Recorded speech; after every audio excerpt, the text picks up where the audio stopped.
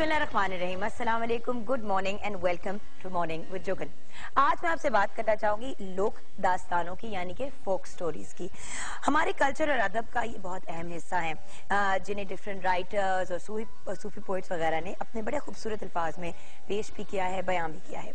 लेकिन हमारी दास्तानों के कुछ एक इंटरेस्टिंग सी बात जो आज हम डिस्कस कर रहे थे, बल्कि सुबह जब आते हैं तो सारी टीम गप लगाती है, तो हम ये डिस्कस कर रहे थे कि अनफॉर्चुनेटली हर लोक दास्तान का एंड वही होता है जो रोमियो एंड जूलियट का हुआ, यानी कि वो एंड में एक दूसरे के साथ नहीं होते। लेकिन इन लोक दास्तानों से ऑन सीरियस नोट हमें सबक बहुत खूबसूरत मिलता है कि मोहब्बत और प्यार के लिए लोग क्या क्या कर जाते हैं, और अगर तरीके से चीज को लेके चलें तो उसका एंड बेहतर होता है, रादर देन लड़ाई झगड़े से चीजें करें।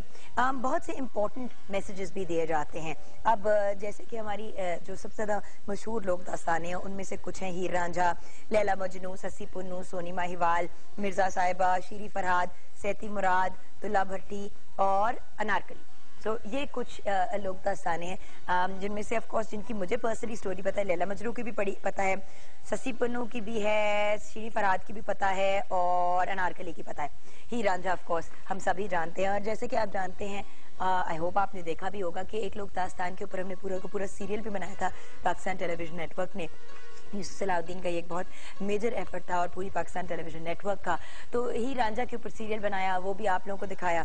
कोशिश यही होती है पाकिस्तान टेलीविजन नेटवर्क की कि जो हमारी लोकल और कल्चरल स्टोरीज होती हैं उनको लेके आगे चलें, और why should be focus on बाहर की जो कहानियां होती हैं उनको हम इतनी तवज्जो से सुनते भी हैं, देखते भी हैं। तो हमने सोचा कि हम भी आप लोगों को प्रॉपर तरीके से गाइड करें। बहुत सी लॉलीवुड और बॉलीवुड की फिल्म्स भी बन चुकी हैं। लोग Anarkali is a very famous film, Heer Ranjha is another one.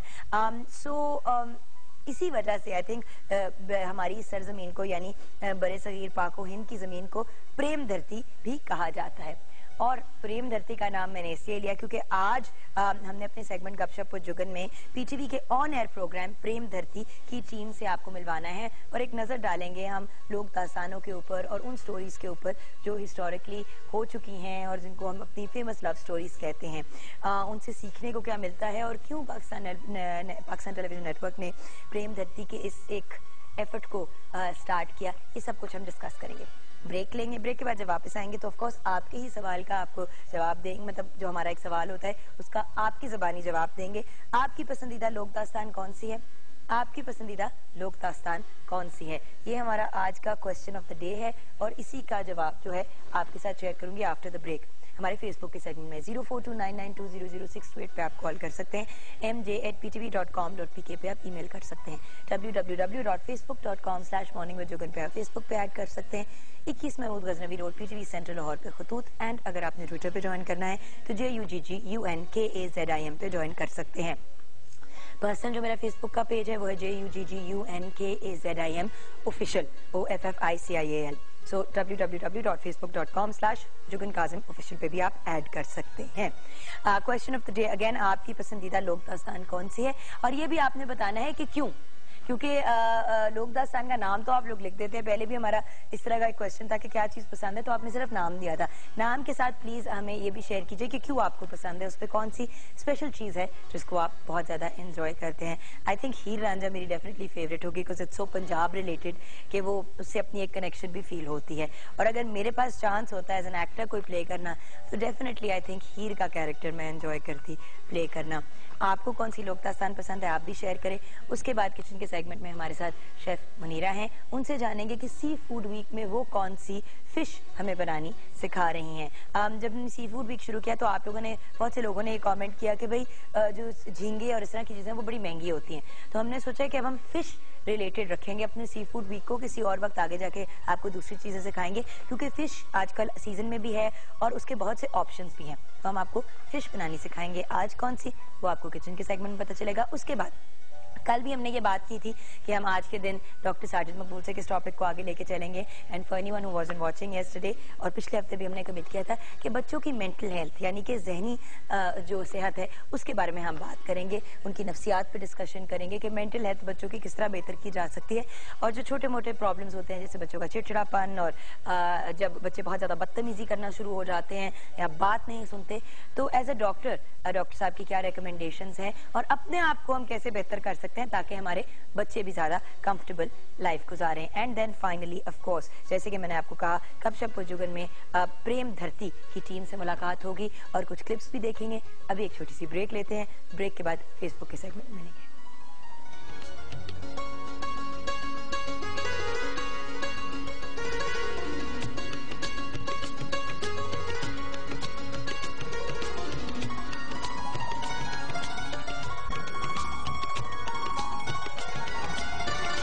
Welcome back from the break viewers.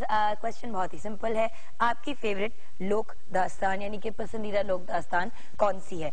और सारे कार्ड्स गिरा दिए जमीन पे। अच्छा जी, आते हैं आज के क्वेश्चन ऑफ द डे की तरफ। मोहम्मद शफीक ने लिखा है सस्सी पुन्नू। वैसे किसी ने भी लिखा कि क्यों उनको कौन सी जो भी पसंद है वो क्यों पसंद है। साइम रशीद ने लिखा है गुड मॉर्निंग जुगन, सब लोक दास्तानें मुझे पसंद हैं। असद अली जोया ने लिखा है सोनी माहिवाल, जुगन जी मैं बीमार हूँ, प्लीज मेरे लिए दुआ कीजिएगा कि मैं जल्द ठीक हो जाऊं। असद अली जोया के लिए प्लीज सबसे रिक्वेस्ट करना चाहूंगी कि उनके लिए दुआ करें कि अल्लाह ताला उन्हें जल्द सेहत अता फरमाए, आमीन। अच्छा, शीरी फरहाद एम कुर्बान अली लिखा है, खुरम शहजाद लिखा है हीर रांझा। अच्छा, सईद दिलावर हुसैन ने सलाम, आपका क्या ख्याल है? कोई भी नहीं। अच्छा चले, सैयद दिलावर हुसैन को कोई भी नहीं पसंद। कामरान खान सलाम Jugan, how are you? You are looking very nice and cute. Heer Ranjha is good looking. Good looking? मैंने आपसे पूछा पसंद कौन से, आपको लुक्स की पड़ गई है। अमानुल्लाह सांद ने लिखा है उमर मारवी। हाँ, एक्चुअली मैंने मेंशन नहीं किया था।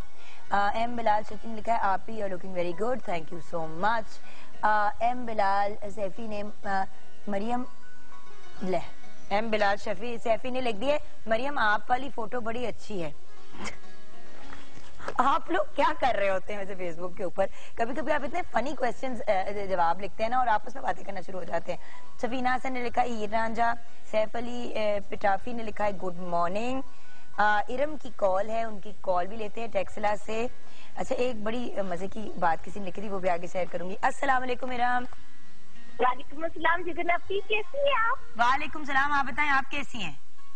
जी मैं भी ठीक हूँ जुगन, मैं आपकी बहुत बड़ी फैन हूँ। आपने मेरी फर्स्ट टाइम कॉल है और यकीन करिए फास्ट है, ये ट्राई करिए, लेकिन आपने कॉल कभी अटेंड नहीं की मेरी। I am sorry, call actually मैं खुद डायरेक्टली अटेंड नहीं करती, ऊपर टीम अटेंड करती है। मैं तो आप लोगों से यहाँ पे लाइव ऑन एयर होती हूँ। मेरे पास ऑप्शन होता तो हर किसी की मैं कॉल जरूर अटेंड करती, बट ऊपर कॉल्स माशाल्लाह इतनी आ रही होती हैं कि मुश्किल होता है। कोशिश होती है। चले, आज मिल तो गई ना एटलीस्ट कॉल, अल्लाह का शुक्र है। जी आज आप इतनी प्यारी लग रही है, इतनी प्यारी लग रही है, आप तो हमेशा ही बहुत प्यारी लगती है। Thank you so much. अच्छा मुझे ये बताएं आपकी फेवरेट यानी पसंदीदा लोक दास्तान कौन सी है? हीर रांझा। क्यों? क्योंकि उनकी स्टोरी बहुत अच्छी लगती है, मैंने खुद भी देखी है और उनका सीरियल देखा, बहुत अच्छा लगा। और वैसे भी उनकी स्टोरी पढ़ी है और कहते ना अगर उनके आज ही दुनिया में अगर उन जैसे लोग पैदा हो जाए या उन जैसे बन जाए तो खुशकिस्मती में बात है कि कोई स्टोरी बन जाएगी। लेकिन आपको ये बात डिप्रेसिंग नहीं लगती कि जो भी लोक दास्तान होती है एंड में रोमांस जो है वो मतलब जो होता है ना कि एंड में वो मिल नहीं पाते, डेथ हो जाती है। डेथ हो जाती तो फिर ये तो बहुत डिप्रेसिंग होता है। पूरी हो जाती उनकी बात तो फिर तभी खुशी मिलती, लेकिन फिर मोहब्बत तो अमर हो जाती है। जी आप कहती होंगी कि मोहब्बत क्या है? हाँ जी जी, मैंने आपसे एक रिक्वेस्ट करनी है। मुझे बिल्कुल आपकी बात ही समझ नहीं आ रही है, आपके पीछे भी काफी शोर है। Thank you so much for calling. Sorry, आपकी कॉल में डिस्टर्बेंस आनी शुरू हो गई है तो मुझे यहाँ पे प्रॉपर्ली आवाज नहीं आ रही। अच्छा, फैजान हाशमी ने लिखा Heer Ranjha is my favourite but good morning and have a nice day. अच्छा, यासीन शाह कोटाजई ने लिखा है अस्सलाम वालेकुम हीर रांझा। एम बिलाल सैफी ने लिखा है सैफुल मलूक।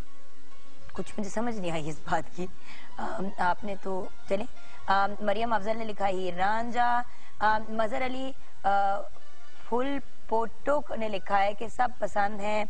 लैला मजनू बुशरा खान को पसंद है। उसके अलावा एक बड़ा ही फनी मैसेज था, मैं तो हर लोकदान को नहीं कोई दास्तान बयां करता है।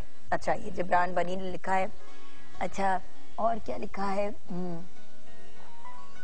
कुछ इंटरेस्टिंग और भी मैसेज आए हैं। अच्छा, नूर बख्श आपने लिखा है अस्सलाम वालेकुम, मेरा मैसेज जरूर शामिल कीजिएगा, लेकिन जिस चीज को आपने मेंशन किया लोक दास्तान, वो लोक दास्तान नहीं है, वो हमारी एक रिलीजियस स्टोरी है, इसलिए मैं उसका नाम लेना नहीं पसंद करूंगी, वो इनकरेक्ट हो जाएगा।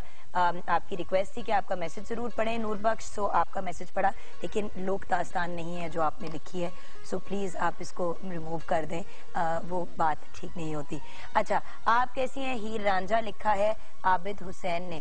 अच्छा, किसी एक ने ये भी लिखा है कि क्यों आप इतने फजूल सवाल लिखती हैं, वो भी मैं शेयर करना चाह रही थी, मुझे लग रहा है शायद किसी ने डिलीट कर दिए मैसेज।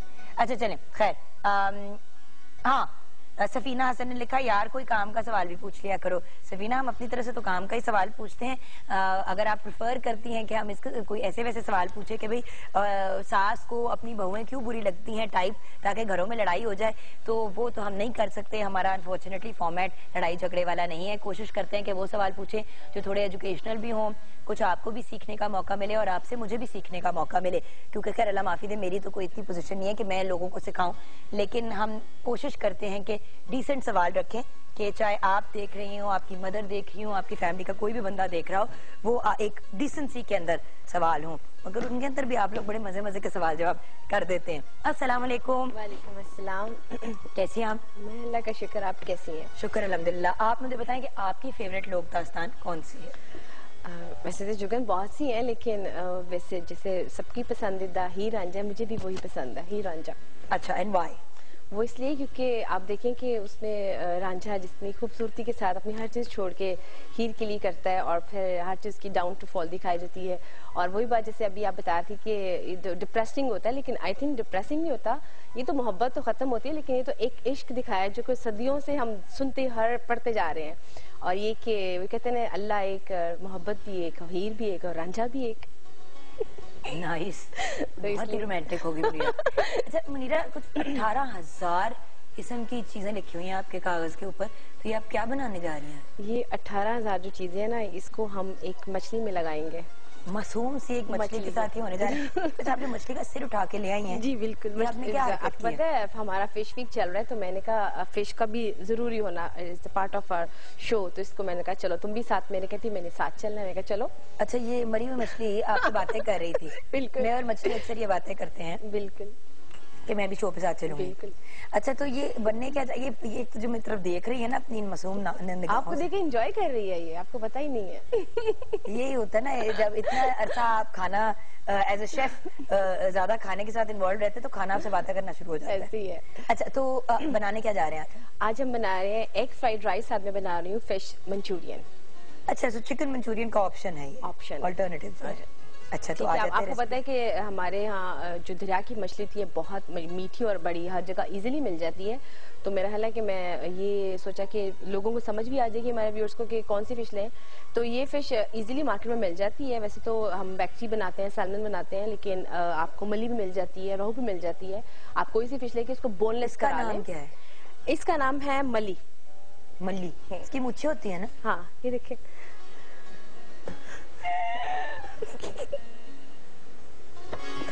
ये इसकी मूछें देख ले। मियाँ वाले की मछली बहुत ही वाली अच्छी होती है, मीठी होती है। अच्छा, अब हम आते हैं अपनी थोड़ी सी टेक्निक्स की तरफ। आपको पता है फिश जो होती है, थोड़ी सी लोगों को स्मेल बहुत उसकी आती है कि स्मेल आ गई है, तो मेरा होता है कि आप जब भी फिश लेकर आए, नमक, खसखस और लेमन जूस, या नहीं है तो सिरका, उससे लेके फौरन उसको लगा दें और आधे से पौने घंटे तक उसको लगाए रखें। उसके बाद उसको वॉश करने के बाद उसको मैरिनेट करें, तो वो अपनी स्मेल उसकी बिल्कुल निकल जाती है। वरना ये होता है कि लोग पहले से हर चीज़ लगा लेते हैं और फिर उसको वॉश कर देते हैं, तो उसकी वो जो फ्लेवर है वो सारा निकल जाता है। सिर्फ नमक, खसखस और साथ में लेमन जूस वो आप लगाएं, धोए बगैर बेशक लगा दें। हाँ, धोए बगैर फौरन लगा दें आधे पौने घंटे के लिए, ताकि उसकी सारी स्मेल निकल जाए। और उसको फ्रिज में मत रखें, उसको बाहर रखें। धोने के बाद आपने इसको फ्रिज में रखना है, वरना उसकी सारी स्मेल आपकी बाकी चीज़ों में फ्रिज में भी आपकी आ जाएंगी। एक और भी तो ऑप्शन है कि आप बेशक उसको कवर करके क्लीन फिल्म से लगा दें फ्रिज में, अगर बाहर गर्मी बहुत है, क्योंकि गर्मी के सीजन में फिर प्रॉब्लम हो जाती है ना। पता है गर्मी में फिश का वो रे के अलावा मछली अवेलेबल भी नहीं होती है ना, लोग लाते हैं, बट रोहू में स्मेल नहीं होती। हाँ, हो जाती है, लेकिन ये कि आपने जो बताया उसको भी वो भी ठीक है। लेकिन आजकल जैसे सीजन चल रहा है, तो यही रिकमेंड करूंगी कि इसको आप फॉइल पेपर में जैसे भी कवर करके रखें, क्योंकि इसकी बहुत तेज स्मेल होती है, बहुत चढ़ती है। तो इसलिए ये कि दूसरा ये कि आजकल हमारा से फिश का चल रहा है, रे के महीने तक खाई जाती है, तो आजकल सीजन चल रहा है, तो आई थिंक कि लेकर आनी चाहिए। लोग कहते हैं कि कांटे की वजह से लाते नहीं है, तो इसमें बहुत सी ऑप्शंस हैं। आप इसकी बोनलेस करवा लें, इसको आप फिश एंड चिप्स की तरह बना लें, मंचूरियन करके बना लें, फ्राई करके खा लें, आप इसको किसी भी तरीके से मैरिनेट करके आप इसको खा सकते हैं। मंचूरियन की रेसिपी की तरफ आते हैं। ठीक है, जो फिश मंचूरियन है इसमें मछली हम तकरीबन बोनलेस मैंने ली है 1 किलो है। उसमें हम नमक, हस्बे जायका, लहसुन पेस्ट साथ में लेंगे, सुरख मिर्च साबुत, इसको मैं ब्लेंड कर फिर बाद में करूंगी, काली मिर्च तकरीबन आधी चम्मच, सिरका होंगे 3 खाने के चम्मच, soya sauce 2 tablespoon, Worcester sauce 2 tablespoon, अंडा 1 अदद, मैदा 4 खाने के चम्मच, चीनी इसमें 1 चाय का चम्मच, साथ में होगा चाइनीज नमक 1 चाय का चम्मच, tomato paste 4 tablespoon, tomato ketchup 4 tablespoon, हरा प्याज 2 चम्मच और तेल फ्राई के लिए। अब इसको हम कैसे करेंगे, जो मैंने स्पाइसेस बताए हैं उसको हम ब्लेंड करके फिश के ऊपर लगा देंगे, और जिसमें मैंने मैदा लिया है साथ में 1 अंडा लिया, उसको मैं हल्का सा मिक्स दोनों को करके मछली के ऊपर लगा कर इसको मैं फ्राई करके लैदा से निकाल लूंगी। और जो केचप मैंने लिए सारी सॉसेस जो लिए उसको हम गार्लिक में सौते करके उसमें बनाऊंगी। और मैं जब भी बनाती हूँ मंचूरियन तो मैं इसको कभी भी इकट्ठा नहीं करती हूँ, मैं हमेशा फ्राई फिश लैदा से रखती हूँ और सॉस लैदा से रखती हूँ, ताकि जब सर्विंग करनी हो तो आप इसको देन आप इसको पुट ओवर करें। अगर आप उसमें पहले से मिक्स करके रख देंगे तो फिश जो कि बहुत सॉफ्ट होती है वो पानी भी छोड़ सकती है और आपका सॉस भी खराब हो सकती है। तो इसलिए मैं रिकमेंड हमेशा करूंगी कि जब भी अभी 2 चीजें इकट्ठी, मंचूरियन की कोई भी सॉस, चाहे चिकन के साथ हो चाहे फिश के साथ हो, आप इसको सॉस लैदा से रखें और फ्राई फिश जो सी वो लैदा से रखें। तो यानी कि आप इसको सेपरेटली सर्व करेंगे, और बल्कि सर्व भी सेपरेट ही करें, अपने प्लेट में डालें और उसके ऊपर से सॉस डालें। बिल्कुल, जिसने जिस तरह खानी हो वो उसको वैसे ही ले। फिर इस तरह ये होता है कि आपकी फिश भी सही रहती है, सॉगी ज्यादा नहीं होती है, उस पर जो क्रंची होता है वो जरा सही रहता है। क्योंकि घर में जब मैंने एक दफा चिकन मंचूरियन बनाया था तो हुआ ये था कि मेहमानों को तो बुला लिया कि आ जाए जी खाना लग गया, अब सब आराम आराम से आ रहे थे, 10 मिनट तक जब आए तो वो बिल्कुल ही वो बहुत हो जाती है। और ये ऐसी डिश है हमारी फिश मंचूरियन जैसी होगी, इसको रेडी टू सर्व होता है। जैसे आपके गेस्ट आके बैठे, आपने जस्ट उसी टाइम सॉस गर्म करनी है, फिश फ्राई करके आपने जस्ट सर्व कर देनी है। उसमें ये नहीं कि आपने 1 घंटे पहले बना के रख दी है और उसको कर दिए, लेकिन फिर भी अगर सॉस आपकी लेदर से हो, फिश लेदर से हो, तो भी आपका वो आधे से पौना घंटा कवर कर सकता है। लेकिन अगर दोनों चीजें मिक्स होंगी तो आपकी सारी के साथ टेस्ट बिल्कुल खराब हो जाएगा। अच्छा, अब आते हैं अपनी एग फ्राइड राइस की तरफ। जी, एग फ्राइड राइस के लिए हम चावल लेंगे, 1 किलो चावल ले लेंगे। उसके लिए जो हमें चीजें चाहिए वो होगा हरा प्याज 1 कप, गाजर तकरीबन 2 अदद, वो भी तकरीबन, लहसुन लेंगे 8 जवे, साथ में लेंगे अंडे 6 अदद, साथ में लेंगे सफेद मिर्च 1 चाय का चम्मच, और मैदा भी लेंगे 1 चाय का चम्मच, साथ में लेंगे जर्द रंग हस्बे जरूरत, अगर आप नहीं डालना चाहते तो कोई मर्जी नहीं, ऑप्शनल है ये। और साथ में सोया सॉस लेंगे 2 खाने का चम्मच, सिरका 2 चम्मच, और तेल तकरीबन 1.5 टेबल स्पून। वो लेके इसको हम अंडे को 6 के 6 अंडे होंगे, उसमें सारी हम चीजें डालेंगे, सॉस डालेंगे, इसको हम मिक्स करेंगे। वेजिटेबल्स जो कट करेंगे उसको मैं फ्राई नहीं करूंगी, इसको मैं बिल्कुल फाइन चॉप करूंगी और उसको मैं एज राइस जो बॉइल करूंगी उसके साथ डालूंगी। और जो मैंने इसकी बनाई है सफेद मिर्च और काली मिर्च होगी, उसको एंड में हम ऊपर 1 टेबल स्पून जो से हमने चावलों के ऊपर हम इसमें डाल के तो उसको दम दे देंगे। और स्प्रिंग अनियन इसकी स्मेल होगी, साथ में इसकी गार्निश होगी, तो वो आपकी अच्छी खासी डिश, वो भी एग फ्राइड राइस के साथ कॉम्बिनेशन बहुत अच्छी रेडी हो जाएगी। सही। एंड एक क्वेश्चन है कि क्या ये प्रॉन्स के साथ भी इसी तरह बन सकता है? ये मंचूरियन बिल्कुल बन सकता है। फ्राई चीज जितनी भी आपकी होंगी उसके साथ अब अलग सॉस बना के आप सर्व करें, तो चाहे प्रॉन्स हो, क्योंकि आपने इसको फ्राई करना है बैटर के साथ, क्योंकि प्रॉन्स जैसे मैंने बैटर का बताया कि आप उसको बनाएंगे तो प्रॉन्स वैसे बनाएंगे तो आपकी वो बटरफ्लाई प्रॉन्स बन जाएगा और साथ में आपकी वो बन जाएगी सॉस बन जाएगी, आप सर्व कर सकते हैं। So, ये तो खैर हम ऑनर दिखाते रहेंगे होते हुए, और आई थिंक फिश होगा कालामारी के साथ भी आई थिंक आप कर सकते हैं अगर करना चाहें तो। बिल्कुल, नॉर्दर्न पीपल यूजुअली बनाते हैं, बट सी फूड बना सकते हैं आप डेफिनेटली। मंचूरियन, ये बच्चे बहुत शौक से खा लेंगे, कालामारी भी है, प्रॉन भी है, छोटे छोटे सारे वो मिक्स हुई है चीजें। तो ये जो चीज़ हम जो मैंने बनाई रेसिपी बना रही, इसको बच्चे बहुत शौक से खा सकते हैं। आपको पता है कि हम बाहर जब जाते हैं तो फिश एंड चिप बहुत शौक से खाते हैं। आप इसी रेसिपी को अगर आप अंडे के साथ क्रम्स ढेर सारे लगा के डीप फ्राई करें तो और पोटैटोस के साथ सर्व करें तो वो भी बहुत शौक से बच्चे खा लेते हैं। मतलब फ्रेंच फ्राइज? बिल्कुल, बहुत शौक से खा लेते हैं। वंडरफुल। तो चले आप अपने काम की तरफ आ जाएं। है तो झटपट काम आज के, लेकिन उसमें प्रिपरेशन काफी चाहिए होती है। वेजिटेबल बहुत कट होंगी, इसलिए मैंने कहा जरा ये जो 18,000 चीजें, इसको 18 मतलब टाइम तो थोड़ा लगे ना। हाँ, तो आप उसमें मसरूफ हो जाएं। व्यूअर्स, अपना बिजनेस शुरू करने के लिए, अपनी बिजनेस करने की ख्वाहिश अपने दिलों में रखने वाले जो नौजवान हैं वो अपना कारोबार के लिए एक बिजनेस प्लान तैयार कर सकते हैं, क्योंकि प्राइम मिनिस्टर मियां नवाज शरीफ ने नौजवानों के लिए youth business loan scheme launch कर दी है। इस स्कीम से लाखों नौजवान फायदा उठा सकेंगे और हर नौजवान फायदा उठा सकता है। 20 लाख तक का लोन एक नौजवान ले सकता है। फेडरल गवर्नमेंट ने 100 अरब की रकम इस लोन के लिए अलहदा कर रखी है, और कर्जा लेने के लिए और एजुकेटेड नौजवानों को तरजीह दी जाएगी। 50% कोटा खवातीन के लिए रखा है, 4% माजूरों के लिए, शोहदा की फैमिलीज के लिए 5%। 21 से 45 साल उम्र होनी चाहिए एप्लीकेंट्स की।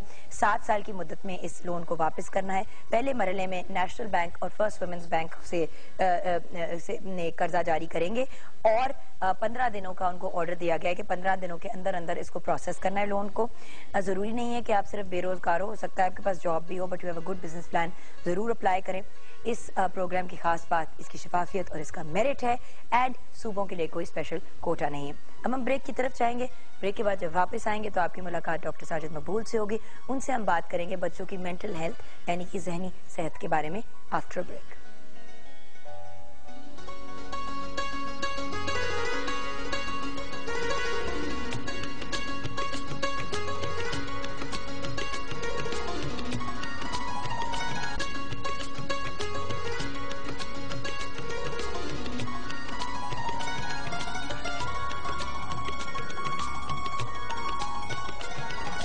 Welcome back from the break viewers. Doctor Sajid Maqbool हमारे साथ हैं। लास्ट वीक जो हमने कमिटमेंट की थी एंड ऑफ कोर्स जो कल भी हमसे रिक्वेस्ट की थी हमारी एक कॉलर ने कि प्लीज बच्चों की ज़हनी नशोनुमा की भी हमें बात करनी चाहिए। अस्सलाम वालेकुम डॉक्टर साहब। वालेकुम अस्सलाम। डॉक्टर साहब हमने सोचा थोड़ा सा आउट ऑफ जो आपका नॉर्मल एरिया ऑफ कंफर्ट है वहां से जरा निकलते हैं, क्योंकि बच्चों का की ज़हनी नशोनुमा को आई थिंक सबसे कम तवज्जो दी जाती है, क्योंकि ये कंसिडर किया जाता है कि तो बच्चे हैं और डिफरेंस डज इट मेक, लेकिन जो हम उनके अंदर इन्वेस्ट करते हैं छोटी एज में वही आगे जाके उसी का फल हम खाते हैं या जहर खाते हैं, डिपेंडिंग ऑन बच्चा कैसा निकले। तो घर का माहौल कैसा होना चाहिए डॉक्टर साहब? जी बहुत मेरे ख्याल में इसको अहमियत कम दी जाती है, मगर है बहुत अहम बात। घर के माहौल से ये सब काम शुरू होता है। जो बच्चा प्यार और मोहब्बत से, खुलूस से, जिसको हम अंडरस्टैंडिंग कहते हैं, उससे अपने घर का माहौल देखता है और उसमें पलता है, उसको बाद में बहुत मुश्किल नहीं होती। क्योंकि देखिए ना, एक बच्चा एक सीखने के अमल में है, वो सीखता है और किससे सीखेगा? सबसे ज्यादा तो वो सीखता है अपने माँ बाप से, अपने बहन भाइयों से, अपने घर के माहौल से, फिर उसके बाद वो निकलता है तो बाहर जाता है और लोगों से मिलता है, बच्चों से मिलता है, बड़ों से मिलता है और स्कूल से। सो जो माहौल उसको घर वाले सबसे पहले देते हैं, उससे उसका बहुत असर होता है। मैं आपको एक एग्जांपल बताता हूँ। एक बच्चा एक गलती करता है ना, आप उसको ये भी कह सकते हैं कि आप बुरे बच्चे हैं। अब ये भी कह सकते हैं कि ये बात जो आपने की ये अच्छी बात नहीं है, मैं बताता हूँ कैसे करनी चाहिए, ये कैसे होना चाहिए। इनमें हालांकि बज़ाहिर कोई फर्क नजर नहीं आता। आप गंदे बच्चे हैं या आपने ऐसी बात कर दी जो ठीक नहीं है। यानी आप समझे मेरी बात? हम लोग आमतौर पे कहते हैं गंदा बच्चा, और ये जब आप बच्चे को गंदा कह देते हैं तो आप उसको ऑलमोस्ट एक सारी जिंदगी के लिए वो दे रहे हैं कि भाई तुसी गंदे ही हो। हाँ। तो फिर आप गंदे काम ही करोगे। हाँ। वो जो एक थ्योरी होती है ना कि हर इंसान अच्छा होता है और कभी कभी वो गलत काम करता है, या फिर हर इंसान बुरा होता है। जी। हर इंसान बुरा नहीं होता, इंसान जो काम करता है वो गलत होते हैं। और बच्चों को अगर हम ये गलत बात के ये कहते रहेंगे कि तुम बुरे हो, तुम बुरे हो, तो बच्चा होता है ना कि आई डोंट केयर वाला एटीट्यूड हो जाता है। अगर मैं बुरा ही हूँ तो फिर फायदा क्या? जी, एक बच्चे को समझाना, उसको सिखाना, वो माँ बाप का काम होता है। यानी उसको एक राह पे चलाना वो माँ बाप का काम होता है। यानी उसको देखिए ना, गलती तो सब करते हैं, बड़े भी करते हैं, छोटे भी करते हैं। अब छोटा तो सीख रहा है, तो हमें उसको उसकी जो गलती है उसका बताना है कि ऐसे नहीं करना है, ऐसे करना है। किस तरीके से सिखाएं? वो थप्पड़ मार के भी सिखा सकते हैं और आराम से भी उसको समझा सकते हैं। उसकी जो नफ्सियात पे उसका असर बहुत पड़ता है। अगर हर वक्त हम उसको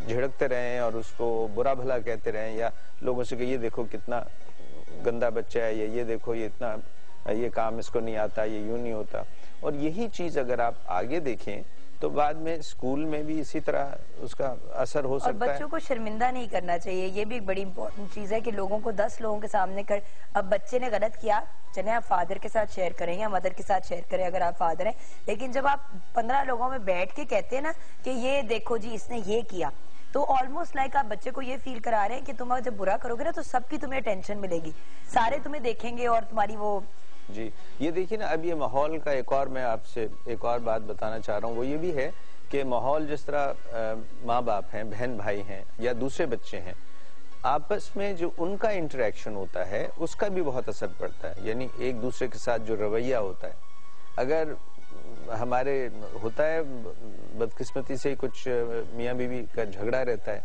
एक दूसरे पे चीखते चिल्लाते भी हैं, एक दूसरे को गाली गलौज भी करते हैं। इसी तरह अगर दूसरा कोई बड़ा भाई या बहन, अगर उसके साथ भी यही सुलूक हो रहा है, तो छोटा बच्चा उससे सहम भी जाता है और समझता भी नहीं है, और फिर वो समझता है कि ये नॉर्मल बात है कि अगर आपने कोई बात की जो मुझे पसंद नहीं आई, तो मैं उसको बजाय सुनने के, बर्दाश्त करने के या आपसे उसके बारे में बात करने के, मेरा एक ही तरीका है, वो ये है कि मैंने कह दिया बेवकूफ, तुम्हें तो पता ही नहीं है, या ये कि कुछ और इससे बड़ी बात कह दी, चाहे वो अपनी बीवी हो, चाहे वो अपना दूसरा इसका भाई हो, इस बच्चे का भाई हो, तो वो सीखता जो कुछ है, या गाली भी चल जाती है, तो वो जो है वो सीखता है, जो देखता है उसको वो अपना लेता है। क्योंकि माँ बाप बड़ा हैरान होते हैं कि भाई मेरे बच्चे ने गाली कहाँ से सीखी, या उसने घर से सीखी है, या घर में जो काम करते हैं लोग उनसे सीखी है, और नेचुरली ना घर पे जो काम करते हैं उन बेचारों पे डाल देते हैं। स्कूल में भी बच्चे सीखते हैं कुछ ऐसे अल्फाज, हमजा एक दफा स्कूल से सीख के आया कि मैं हैरान परेशान हो गई। बाद में बड़े प्यार से पूछा कि हमजू ये आपने वर्ड कहाँ से सीखे हैं, तो उसने अपने एक फ्रेंड का नाम लिया। स्कूल गई तो पता चला कि उस बच्चे के घर में फिजूल अल्फाज बहुत ज्यादा इस्तेमाल होते हैं, तो उसने आके मेरे बेटे को भी सिखाया और भी बहुत से बच्चों को अजीब अजीब वर्ड सिखाए। बच्चे तो स्पंज की तरह होते हैं, हर चीज जज़ब कर लेते हैं। डॉक्टर साहब, बच्चों की मेंटल हेल्थ पे नजर रखना जरूरी कितना है? जी, बहुत जरूरी है। देखिए ना, एक तो हमने जिस्मानी नशोनुमा की बात की थी कि जिस तरह बच्चा एक वक्त पे बैठता है, एक वक्त पे बोलता है, इस पे नजर रखनी चाहिए। मगर हमारी जो ये है कि बच्चे का जो जिसको कहते हैं एक दूसरे के साथ रवैया कैसा है, मसलन दूसरे बच्चों के साथ कैसा है, भाई बहनों के साथ कैसा है, माँ बाप के साथ कैसा है, इस पे नजर रखनी बहुत जरूरी है। और ये आम तौर पे शुरू में हम ये नहीं चीजें पहचानते। मसलन एक बच्चा चिड़चिड़ा हो जाता है, एक बच्चा बात नहीं मानता, कई मर्तबे वो खाने में तंग करता है, कई मर्तबा वो उल्टियां शुरू कर देता है, कई मर्तबा वो रोना शुरू कर देता है, या जो भी आप उससे चाहते हैं वो नहीं करता। तो कई मर्तबा शुरू में ये पहचानना मुश्किल हो जाता है कि इसकी कोई वजह हो सकती है। यही चीज जब बड़ा हो जाता है बच्चा, तो अगर अपने खेलने के लिए दूसरे बच्चों के साथ जाता है, तो वो उस अगर एक्टिविटी में उसमें शामिल नहीं होता, खेल, इसलिए हम ये कहते हैं कि खेल का होना बहुत ज़रूरी है। बाकी बच्चों के साथ खेलना, मुख्तलिफ जो ये स्पोर्ट्स होती हैं उसमें शामिल होना ये बहुत ज़रूरी है, क्योंकि जो भागना खेलना बच्चों के साथ, उनके साथ एक ग्रुप का हिस्सा बनना, वो भी बहुत ज़रूरी होता है। तो ये आपके पास जो माँ बाप के पास है, कुछ ख्याल रखना चाहिए कि इनका बच्चा, उसका जो बिहेवियर है वो सही है या नहीं, और इस पे नजर रखनी बहुत जरूरी है। अभी हम कैसे नजर रख सकते हैं, हमें कैसे पता चलेगा एज अ पेरेंट कि हमारे बच्चे की जहनी नशोनुमा और जहनी ग्रोथ जो है वो ठीक हो रही है? मैं आपको बता रहा हूँ ना कि अगर बच्चा जो उसकी जो तवक्को है उससे हट के बच्चा कर रहा है, डॉक्टर साहब, बहुत से बच्चे घरों में पहला बच्चा होता है ना, उनको तो नहीं समझ आती कि क्या करना है क्या नहीं। मगर ये है कि फिर अगर उनको ये नहीं होता तो बाकी बच्चों से मुकाबला वो उसको कंपेयर कर लेते हैं ना। मैंने आपको कुछ चीजें तो बताई है ना, जिस तरह बड़े बच्चों में तो ये बहुत आसान होता है, स्कूल में दुश्वारी हो सकती है, कोई ऐसे उसको रोना धोना हो सकता है, बाकी बच्चों से मिलना नहीं पसंद करते, बात नहीं, या अलहदा रहते हैं, या बात नहीं मानते, या उनको नींद में दुश्वारी होती है, या स्कूल जाते वक्त दुश्वारी होती है, और या स्कूल में जाके वो पढ़ाई में दुश्वारी होती है। ये सब जो है ऐसी चीजें हैं जिससे माँ बाप को अंदाजा होना चाहिए कि इसको या झगड़ालू बहुत है या बात नहीं मानता है, जिस तरह भी आप कह रही थी, खामखा रोना शुरू कर देता है, चीखें मारता है, चीजें तोड़ता है। ये सब जो अलामात होती हैं ये इसको यानी इसकी कोई वजह होती है। अब इस वजह को समझना वो माँ बाप का भी काम है, और वो फिर डॉक्टर या उसमें साइकोलॉजिस्ट मदद करते हैं। सही। डॉक्टर साहब, क्या ये बीमारी, क्योंकि आपने साइकोलॉजिस्ट का नाम लिया, तो क्या ये बीमारी कंसिडर की जाती है, यानी कि क्या आप इसका इलाज करते हैं एज चाइल्ड स्पेशलिस्ट, या इसके लिए कोई अलहदा डॉक्टर होते हैं? जहन के जो मसाइल होते हैं, क्या उनको बीमारी कंसिडर किया जाता है बच्चों के केस में? जी, कुछ ऐसी होती हैं। इसमें हम मसलन जो आपने लफ्ज़ सुने होंगे, हमने कुछ तज़किरा पहले भी किया था, जिसको ओवर एक्टिविटी या हाइपर एक्टिविटी कहते हैं, या ADHD कहते हैं, वो अटेंशन डेफिसिट डिसऑर्डर वगैरह, वो हमने बात की थी। वो जो है वो एक ख़ास किस्म के उसमें हम ग्रुप में डालते हैं, उसके लिए आपको ख़ास तवज्जो चाहिए होती है। मगर देखिए, जो हमारा काम होता है, हमें अगर माँ बाप आके ये बात बताते हैं तो हम उसकी वजह मालूम करने की कोशिश करते हैं, और वो वजह माँ बाप अगर खुद सोचें और डॉक्टर से बातचीत करें तो उनको इसकी वजह आम तौर पे मालूम हो जाती है। और अगर वो वजह मालूम हो जाए, जिस तरह मैंने अभी आपको बताया कि अगर बच्चा सुबह स्कूल जाने के वक्त ही उसके पेट में दर्द होता है और उसी वक्त उसको मतली होती है और उसी वक्त उसको उल्टी होनी शुरू हो जाती है और सारा दिन ठीक रहता है, या जब छुट्टी का दिन होता है उस दिन ठीक रहता है, तो फिर डॉक्टर को भी मालूम होता है और माँ बाप को भी मालूम है कि ये इसको किसी वजह से स्कूल जाने के वक्त जिसको हम कहते हैं बेचैनी, एंग्जाइटी या टेंशन हो जाती है। अच्छा डॉक्टर साहब, हमें ब्रेक लेनी है, ब्रेक से वापस आएंगे तो बच्चों के लिए एक्स्ट्रा करिकुलर एक्टिविटीज में आप क्या रेकमेंड करते हैं? एक दफा फिर से इसको वाज़े तौर पे डिस्क्राइब करेंगे। और फिर 3 मसाइल जो बच्चों के मेरे ख्याल से पेरेंट्स खुद ही हल कर सकते हैं डॉक्टर पे ले जाए बगैर। वो एक तो चिड़चिड़ापन, दूसरी बात मारना और गाली गलौज करना, और तीसरी बात बच्चे जो लोनर बन जाते हैं जो घर से निकलना नहीं पसंद करते, घर से अपने लॉन में भी जाके नहीं खेलते। तो ये जो 3 मसाइल हैं, इनके एज अ डॉक्टर आप क्या रेकमेंड करते हैं? क्योंकि सबसे कॉमन 3 मसाइल यही होते हैं, चिड़चिड़े बच्चे, गलत जबान और हाथ चलाकी करना जिसको हम कहते हैं, और उसके अलावा लोनलीनेस, तो लोनर्स जो होते हैं। तो ये 3 मसाइल भी डिस्कस करेंगे, टिप्स भी लेंगे। अगर आपने भी कोई सवाल पूछना है स्पेसिफिकली अपने बच्चे से रिलेटेड तो प्लीज ब्रेक के बाद कॉल कीजिएगा।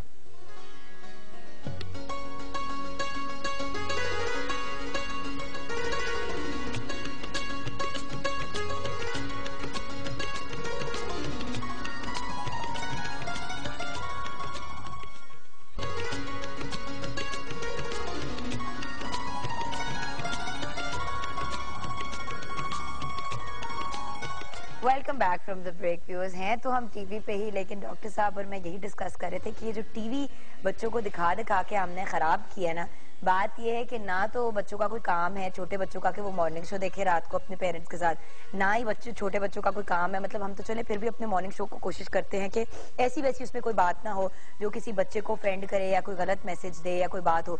लेकिन मतलब मॉर्निंग शोज हो गए या ड्रामे हो गए या सास बहू के इशू, आई मीन छोटे बच्चों का कुछ तुक नहीं बनता ये चीजें देखने का। मैं खुद as someone who works on TV ये बात कहूंगी, हमजा को मैंने एक अरसे तक जो सिर्फ एजुकेशनल कार्टून्स थे उसके अलावा कुछ नहीं देखने देती थी, इवन दो मैं खुद टेलीविजन पे काम करती हूँ, बिकॉज हर चीज बच्चों के लिए नहीं होती। डॉक्टर साहब इस पे मजीद आप और क्या कहेंगे? क्योंकि हमने ये बात करना था कि एक्स्ट्रा करिकुलर एक्टिविटीज कौन सी होनी चाहिए जो बच्चों के लिए ठीक है। टीवी हम लोग वाकई हम नहीं रेकमेंड करते, और बच्चों में ये बहुत एक आजकल एक्चुअली बच्चों में क्या माँ बाप में रुझान है कि वो एक बेबी सिटर बन गया है, टीवी चला दिया और बच्चे को वहां बिठा दिया, और खुद खाना बना रहे हैं और खुद दूसरे कमरे में बैठ के दूसरा ड्रामा देखना शुरू कर दिया या फिल्म देखनी शुरू कर दी। ये ठीक नहीं है। अच्छा, एजुकेशनल प्रोग्राम्स तो हैं ना बच्चों के, कुछ ऐसे अच्छे प्रोग्राम हैं जिसमें आप सीख सकते हैं, मसलन अल्फाबेट सीखते हैं, आपके बड़े फेमस प्रोग्राम्स हैं जो हमारे यहाँ पर भी होते हैं, मगर इसमें एक टाइम लिमिट होनी चाहिए, दौरानिया होना चाहिए। तो जिस तरह अमेरिकन एकेडमी ऑफ पीडियाट्रिक्स कहती है कि 1 घंटे से ज्यादा किसी वक्त भी बच्चे को टेलीविजन नहीं देखना चाहिए, तो 1 घंटा तो काफी वक्त होता है। अच्छा, अब हम ये रिकमेंड करते हैं, सॉरी हुमा की कॉल है, हुमा की कॉल है, आप अभी आप क्या रिकमेंड करते हैं टीवी के लास्ट एंड एवरीथिंग एल्स? हम अभी आएंगे, just let me just quickly take a call, वो ड्रॉप हो जाती है। अस्सलाम वालेकुम हुमा। अस्सलाम वालेकुम, क्या हाल है आपके? बिल्कुल ठीक है, अल्लाह का शुक्र। जी आज हुमा, अच्छा कि आपने जो जिस्मानी सेहत के बाद आप दूसरी तरफ भी आए हैं, उस बारे में काफी सारे सवालात हैं। अभी डॉक्टर साहब कहते हैं सिर्फ 1 घंटा टेलीविजन देखना चाहिए। जब से ये हमारे टीवी चैनल्स हैं जो कार्टून के ऊपर ही पूरे बेस करते हैं और वो डब करने के बाद बच्चे उसको अंडरस्टैंड भी कर लेते हैं, तो वो 1 घंटे में तो एक ही कार्टून खत्म होते हैं और वो तो उसको कंट्रोल करना बहुत ही मुश्किल हो गया। मेरा नहीं ख्याल, जब पीटीवी में एक वक्त था हम छोटे थे और वो 1 आधे घंटे की स्लॉट होती थी, तो तब पॉसिबल था, आते ही कार्टून इतनी देर के लिए थे, या कोई प्रोग्राम है एक्वालजीन या समथिंग लाइक दैट। अब तो वो 24 घंटे टीवी की नशरियात हैं और एक और पड़ोसी मुल्क है उसकी जबान भी हमसे मिलती है, सारा दिन बच्चे वो देखते रहते हैं, तो उसको कंट्रोल करना काफी मुश्किल है। एनीवेज ये मेरी राय थी। एक 2 सवाल मैं करना चाहती हूँ। एक मेरा छोटा बच्चा है, प्ले ग्रुप में पढ़ता है, घर में बहुत बातें करता है, मतलब क्लियर नहीं करता मगर वर्ड्स बोल कहता है, एक्सप्रेस कर लेता जो वो कहना चाहता है, मगर स्कूल में उसकी हमेशा ये कंप्लेन है कि वो एक लफ्ज भी नहीं बोलता और उसके टीचर का ख्याल है कि वो बोल ही नहीं सकता। वो फॉलो करता है, लिख लेता है कुछ ना कुछ, मगर वो बोलता नहीं है। पोएम भी इनफेक्ट कुछ भी चीज जो पूरी क्लास में बोल रही होती है वो नहीं बोलता। अच्छा। उन्होंने तो मुझे ये रिकमेंड किया कि स्पीच थेरेपी करें। स्पीच थेरेपी तो मैं तब करवाऊँ तो वो घर में भी ना बोलता हो, घर में तो वो अच्छी बुरी हर बात कर लेता है, अपनी कन्वे कर लेता है। इसी तरह जो बड़ा बेटा है वो वैसे सही है, फ्रेंडली, एवरीथिंग फाइन, मगर वो कभी अपने शॉर्पनर से अकेला ही खेलता रहता है, कभी अपने रेजर से अकेला ही, मतलब एक अलहदा दुनिया उसकी, एक फैंटेसी वर्ल्ड है, पता नहीं क्या है। स्कूल में वो स्लो है, उसकी परफॉर्मेंस फाइन, बहुत अच्छी नहीं है मगर एवरेज है, मगर उसके टीचर कहती हैं कि कुछ नहीं आकर कहता, बस कभी अपने रेजर से खेल रहा होता है, कभी पेंसिल से खेल रहा होता है। मतलब क्या है ये, आई डोंट नो। अगर इसका कोई ताल्लुक है, इसको कुछ मतलब इसको ट्रीटमेंट की जरूरत है या काउंसलिंग की जरूरत है, डॉक्टर साहब जो गाइड करते हैं। चलिए हुमा, आप ऑन एयर देखें, हम आपके सवालों के जवाब देते हैं। Thank you for calling. TV वाली बात डॉक्टर साहब प्लीज खत्म कर लें, जो आप कह रहे थे कि आप क्या रेकमेंड करते हैं, उसके बाद इनके सवालों की तरफ। जी, मैं ये कह रहा था कि इतना 1 घंटा महदूद करना जस्ट इस वजह से कि घर में मौजूद है, हर वक्त टीवी का ऑन होना जरूरी नहीं है और एक हद हर चीज की मुकर्रर करनी चाहिए। तो 1 घंटा है, बच्चे आमतौर पे कार्टून देखते हैं या सेसमी स्ट्रीट देखते हैं या कोई और, वो 1 घंटे में प्रोग्राम खत्म हो जाता है। सो एजुकेशनल प्रोग्राम्स देख सकते हैं मगर 1 घंटे में वो खत्म हो जाते हैं। सो अब उनको प्ले वगैरह या इस तरह देखने की तो कोई जरूरत नहीं है। इससे बेहतर है कि ये जिस तरह भी, इसी से मैं इस बात को जोड़ता हूँ कि वो ये है कि बच्चों को हम ये कोशिश करते हैं कि बाकी बच्चों के साथ उनका जो खेलने का है वो जल्दी शुरू हो जाए, यानी इंटरेक्शन जो दूसरे बच्चों के साथ होता है उससे बहुत कुछ सीखते हैं। और अगर और बच्चे नहीं हैं और उन बच्चों से नहीं खेल सकते तो माँ बाप को चाहिए कि बच्चों के साथ वक्त निकाल के खेलें, चाहे वो क्रिकेट हो, चाहे वो हॉकी हो, चाहे फुटबॉल हो, चाहे वो बाहर भागना हो या खेलना हो या झूले पे बैठना हो या किताब पढ़ना हो। अगर बच्चे और नहीं हैं तो अगर ये बच्चे एक दूसरे के साथ शुरू से ये करते हैं तो उनको एक आदत हो जाती है। ये जो बच्चा जो बता रहे हैं इसमें 2 डिफरेंट प्रॉब्लम्स हैं। एक छोटा है जी, छोटे की तरफ छोटे की बात बताता हूँ। वो अगर वो कह रही है बोलता है सब कुछ है, स्कूल में ऐसा नहीं करना, तो उसमें थोड़ी सी झिझक है और हो सकता है कि उसको ये पहला एक्सपोजर हुआ हो बहुत से और लोगों के साथ और बहुत से और बच्चों के साथ। प्ले ग्रुप तो सबसे बेसिक लेवल है ना अभी। जी, अभी शुरू ही है ना, तो इसमें इनको इतना ज्यादा परेशान होने की जरूरत नहीं है। ये आहिस्ता आहिस्ता उसको, इनको चाहिए कि उसको सपोर्ट करें, उससे उसको एनकरेज करें, उसको समझाएं और उससे बातें करें और वो आहिस्ता आहिस्ता वो कर लेगा। या स्कूल के जो बच्चे हैं उनको ऐसा मौका दिया जाए कि वैसे 2-3 बच्चे इसके मुलाकात करें ताकि वो वैसे उसकी जो झिझक है वो दूर हो जाए। तो और टीचर भी कोशिश कर रही होगी कि ये झिझक दूर करे और अच्छी टीचर ये कोशिश करती है कि थोड़ा वक्त देती है इस चीज को। घर में बोलता है तो बाद में वहां पर भी बोलेगा और ये भी हो सकता है बाद में टीचर कहे। ट्रस्ट की बात होती है ना, अगर आप बच्चे के अंदर एक ट्रस्ट की एलिमेंट पैदा करेंगे, अगर उस बच्चे को एतबार है कि टीचर जो है, अभी उस बच्चे को मेरे ख्याल से नहीं समझ आ रही कि ये एनवायरनमेंट सेफ है कि सेफ नहीं है जी। और वो इस वजह से ओपन अप नहीं कर रहा। अब अगर उसको अगर डांट पिट रही होगी स्कूल में कि बेटा बोलो ना, बेटा बताओ ना, तो वो बच्चा वैसे ही डर जाएगा मजीद। और तो लोनली बच्चे, लोनर बच्चों का ये हमारा आई थिंक कवर हो गया उस लिहाज से। आमतौर पे वैसे जो इस लेवल पे जो टीचर्स होते हैं वो बहुत ख्याल रखते हैं। मैंने ये बहुत कम देखा है कि इस लेवल पे टीचर्स डांटें, यानी छोटे बच्चों को नहीं डांटते, वो कोशिश करती हैं। अगर वो बहुत ज्यादा परेशान हो जाती हैं कि बच्चा बिल्कुल नहीं बोलता तब वो माँ बाप से कहती हैं, मगर कोशिश करते रहना चाहिए। ये बोलेगा। मैं जब हमजा को इनिशियली एक स्कूल में, मैंने पहले हमजा को एक और स्कूल में डाला था, फिर उसके बाद मैंने उसको शिफ्ट किया था किड्स कैंपस में जब वो छोटा था। जिस पहले स्कूल में डाला था वहाँ पे 1 हफ्ता था वो, डॉक्टर साहब बच्चा इतना सहम गया था और मतलब वो बात नहीं करता था और मुझे समझ नहीं आ रही थी कि हमजा के साथ हुआ क्या है। फाइनली मैंने जब उससे और वो छोटा सा वही प्ले ग्रुप में 2-2.5 साल का बच्चा आपको क्या बताएगा, लेकिन वो बार बार कहे teacher no nice, teacher no nice, teacher no nice. मैं टीचर से जाके मिली at the end of the week K G बच्चा जो है वो, उसको मैंने ये नहीं कहा कि बच्चा ये कह रहा है, तो बाद में ये पता टीचर ने मुझे डांट दिया, कहते योर चाइल्ड डजंट टॉक, वो कम्युनिकेट ही नहीं करता। मैंने कहा अगर वो इस टोन में मुझसे बात कर रही है तो जब माँ नहीं होती होंगी तो ये क्या करती होगी बच्चे के साथ। मैंने बच्चे को चेंज शिफ्ट कर दिया, विद इन 2 और 3 वीक्स बच्चा अपनी नॉर्मल रूटीन में आ गया। तो डॉक्टर साहब इट डज मैटर कि आपके टीचर्स कैसे हों। बिल्कुल बिल्कुल। अच्छा डॉक्टर साहब, जो सेकंड उनका बच्चा है वो कह रही है कि वो बच्चा अपनी दुनिया में गुम रहता है, कोई फैंटेसी वर्ल्ड में रहता है। जी, ये मेरे ख्याल में इसमें भी उनको मालूम होगा कि इसकी पिछले साल कई साल कैसे गुजरे हैं या हमेशा से ऐसे रहा है। देखिए, अगर तो बच्चा शुरू से ही किसी की तरफ देखता भी नहीं है, जिसको हम आई कांटेक्ट कहते हैं, और देखता भी इधर उधर है और एक खास चीज बार बार करता रहता है, यानी उसको रिपीट करता रहता है, और कुछ खास चीजों से वो खेलता है और लोगों से मिलना पसंद नहीं करता, तो फिर हमें इसके लिए कुछ न कुछ मुआयना और तशखीस करने के लिए हमें प्रोफेशनल मदद चाहिए होती है। सो हो सकता है कि इस बच्चे को, मैं ये कहूँगा कि अगर ये ऐसा है इस बच्चे में, इसमें थोड़ी इवैल्यूएशन की जरूरत है, इसमें प्रोफेशनल हेल्प चाहिए। डेवलपमेंटल पीडियाट्रिक्स, चाइल्ड साइकोलॉजिस्ट ये इसकी मदद कर सकते हैं, इसको इवैल्यूएट करके। हो सकता है कि उसकी वजह कुछ और हो, मगर अगर ऐसी वजह है कि वाकई उस बच्चे में कोई दुश्वारी हो रही है तो फिर वो उसकी मदद कर देंगे। कई मरतबा बच्चा ऐसा है जो मसलन पढ़ नहीं सकता या लिख नहीं सकता और उससे तवक्को की जाती है और वो फिर अपने आप को एक तरफ कर देता है, तो इसलिए दूसरे बच्चे के लिए मैं कहूंगा कि इनको थोड़ी गाइडेंस ले लेनी चाहिए। अक्सर डिस्लेक्सिया होता है कुछ बच्चों को, जो उनको दिखता कुछ दिमाग में कुछ और वो होता कुछ और, लिखने का एस उल्टा गलत लिखते हैं, डी और डी को कंफ्यूज कर लेते हैं। तो ऐसे बच्चों को इतनी दिक्कत हो रही होती है और वो रियलाइज करते हैं कि जब हम पढ़ रहे होंगे तो हमें डांट पिटेगी, तो वो खुद ही अपने आप को पीछे कर लेते हैं कि ना भोगा बांस ना बजेगी बांसुरी। वही बात है, हर इंसान इतना कॉम्प्लेक्स होता है इंडिविजुअली कि उसके ऊपर मेहनत तो करनी पड़ती है। अच्छा डॉक्टर साहब, चिड़चिड़ापन, क्योंकि इस चीज का बहुत ज्यादा चाइल्ड स्पेशलिस्ट से ताल्लुक होता है मोर देन साइकोलॉजिस्ट। कुछ बच्चे बहुत चिड़चिड़े होते हैं और पेरेंट्स को समझ नहीं आती कि क्यों चिड़चिड़े हैं, और फिर अगला मारना और गाली गलौज करना, लेकिन चिड़चिड़ापन क्यों होता है बच्चों? जी, अगर तो चिड़चिड़ापन बिल्कुल पहले साल में होता है तो उसकी बहुत सी मेडिकल वजूहात भी हो सकती हैं।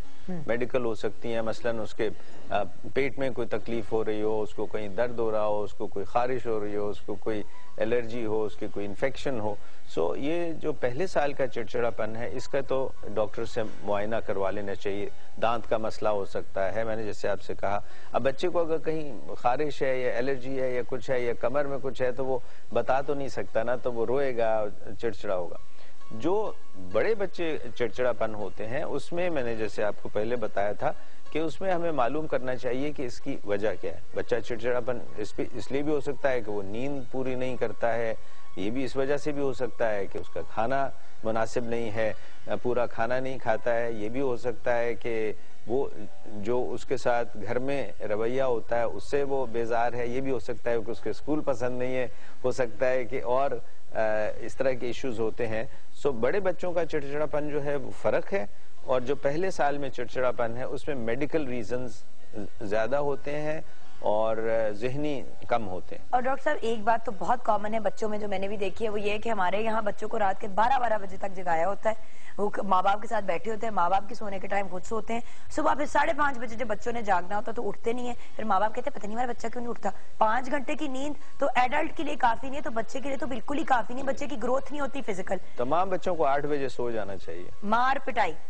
जो बच्चे करते हैं और गलत जबान यूज करते हैं, उनके बारे में आप क्या कहें? जी, मार पिटाई तो हम नहीं कभी भी कहते कि सही है। बच्चों को प्यार और मोहब्बत से समझाना चाहिए, मगर उससे मालूम करना चाहिए, मगर उसके लिए आपकी अपनी जिम्मेदारी बहुत ज्यादा है। आप घर का माहौल ऐसा रखें कि आप भी गाली गलौज न करें। आप ये भी हो सकता है कि आप कहें कि मैं तो गाली गलौज नहीं करता, बच्चों के साथ वाकई नहीं करते होंगे, मगर अगर मुलाजिम के साथ करते हैं या जब गाड़ी चला रहे हैं और अगर सामने से कोई गलत आ जाता है और उसको गाली गलौज कर देते हैं। यानी होता है ना हमारे साथ, हम गाड़ी चला रहे हो तो कोई गलत आ जाए या कोई ऐसा हो जाए, गलत बात बोल देते हैं। हाँ, तो फिर आप अगर वो करेंगे तो बच्चे उसको सुनते हैं, फिर वो समझते हैं कि ये इससे आपका इजहार जो है वो हो रहा है, उसी तरह उसका इजहार वो माँ बाप के सामने शायद ना करें और बाद में कर दें।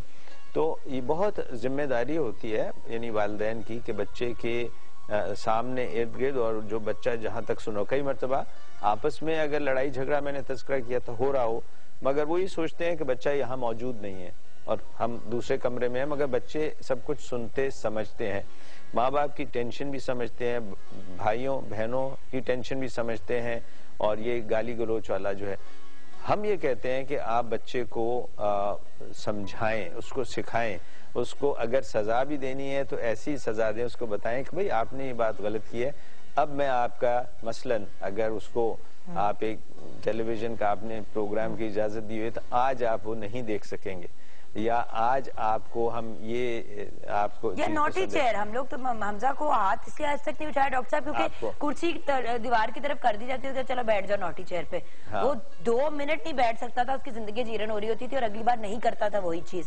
डॉक्टर साहब वक्त बिल्कुल खत्म हो गया और ये टॉपिक कुछ इस तरह का है कि इसके ऊपर हम आई थिंक सारा दिन बात कर सकते हैं, लेकिन एक बात तो हमने रियलाइज की है कि बच्चे कभी कभी घर के अंदर पैदा हुई भी कोई टेंशन या फ्रस्ट्रेशन खुद देखी हुई चीजों से ही सीखते हैं, या फिर उनकी नींद नहीं पूरी हो रही या कोई प्रॉब्लम हो रही है, या जो एनवायरनमेंट जिधर उनको डाला जा रहा है, स्कूल फॉर एग्जांपल, वहां पे वो खुश नहीं है। कोई भी बच्चा पैदा बुरा नहीं होता, कोई भी इंसान पैदा बुरा नहीं होता, वो बुरी चीजों से एक्सपोज होता है तो वो बुरे काम करता है। चाहे बच्चा बुरा काम करे, वो बुरा बच्चा नहीं होता, उसका काम बुरा होता है, और ये बात हमें क्लियर रखनी चाहिए क्योंकि हम बच्चे को बुरा कह के उसको वैसे ही बुरा बना देते हैं। Thank you so much doctor साहब। व्यूअर्स, एक छोटी सी ब्रेक के बाद जब वापस आएंगे तो हमारा एक बहुत ही खूबसूरत प्रोग्राम है जो पाकिस्तान टेलीविजन नेटवर्क के ऊपर ऑन एयर है, डॉक्यूमेंट्री प्रोग्राम जिसका नाम है प्रेम धरती। तो उसकी टीम से मिलेंगे, गपशप लगाएंगे और आपको क्लिप्स भी दिखाएंगे।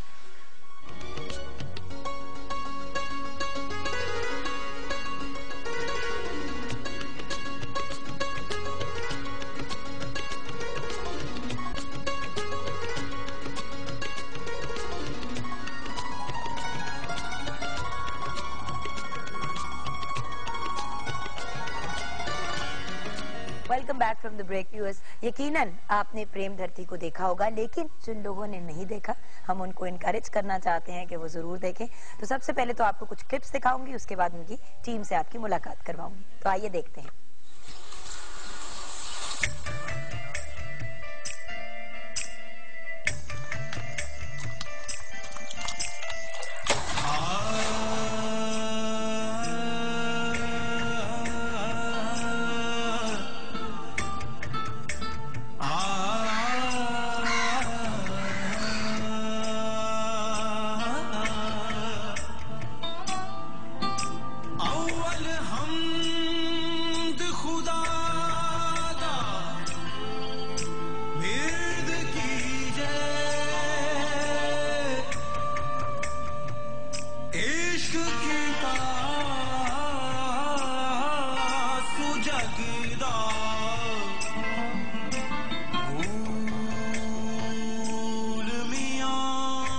इश्क जो है कि ऐसी कैफियत का नाम है जो माशूक की तरफ मुसलसल मुतवज्जे रखती है।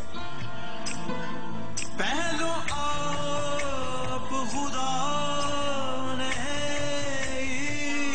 इश्क किताब थे, माशूक है नबी रसूल मियां।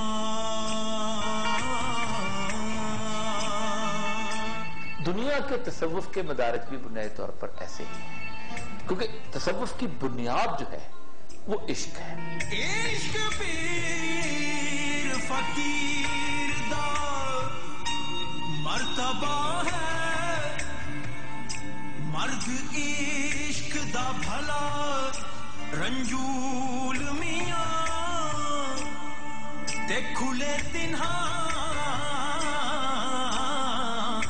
दे बाग कुलूब अंदर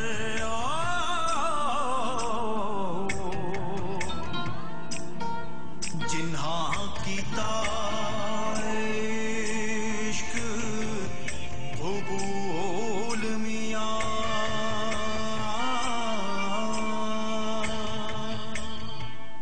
जी हाँ व्यूअर्स, प्रेम धरती की टीम हमारे साथ है। It's an honour to have them on the show.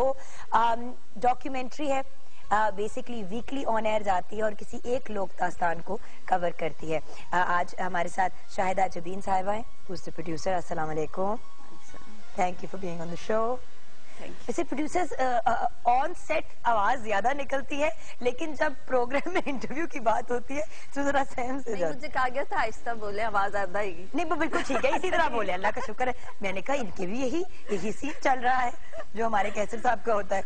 अच्छा, शाहिद अफजाल भट्ट साहब, he is well, what can I say? A very, very senior cameraman at not age wise in terms of work and talent.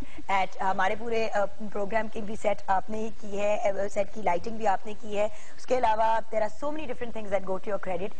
But इस project का जो credit आप पे जाता है वो कॉन्सेप्ट का है, as the director है and as the DP है, right sir?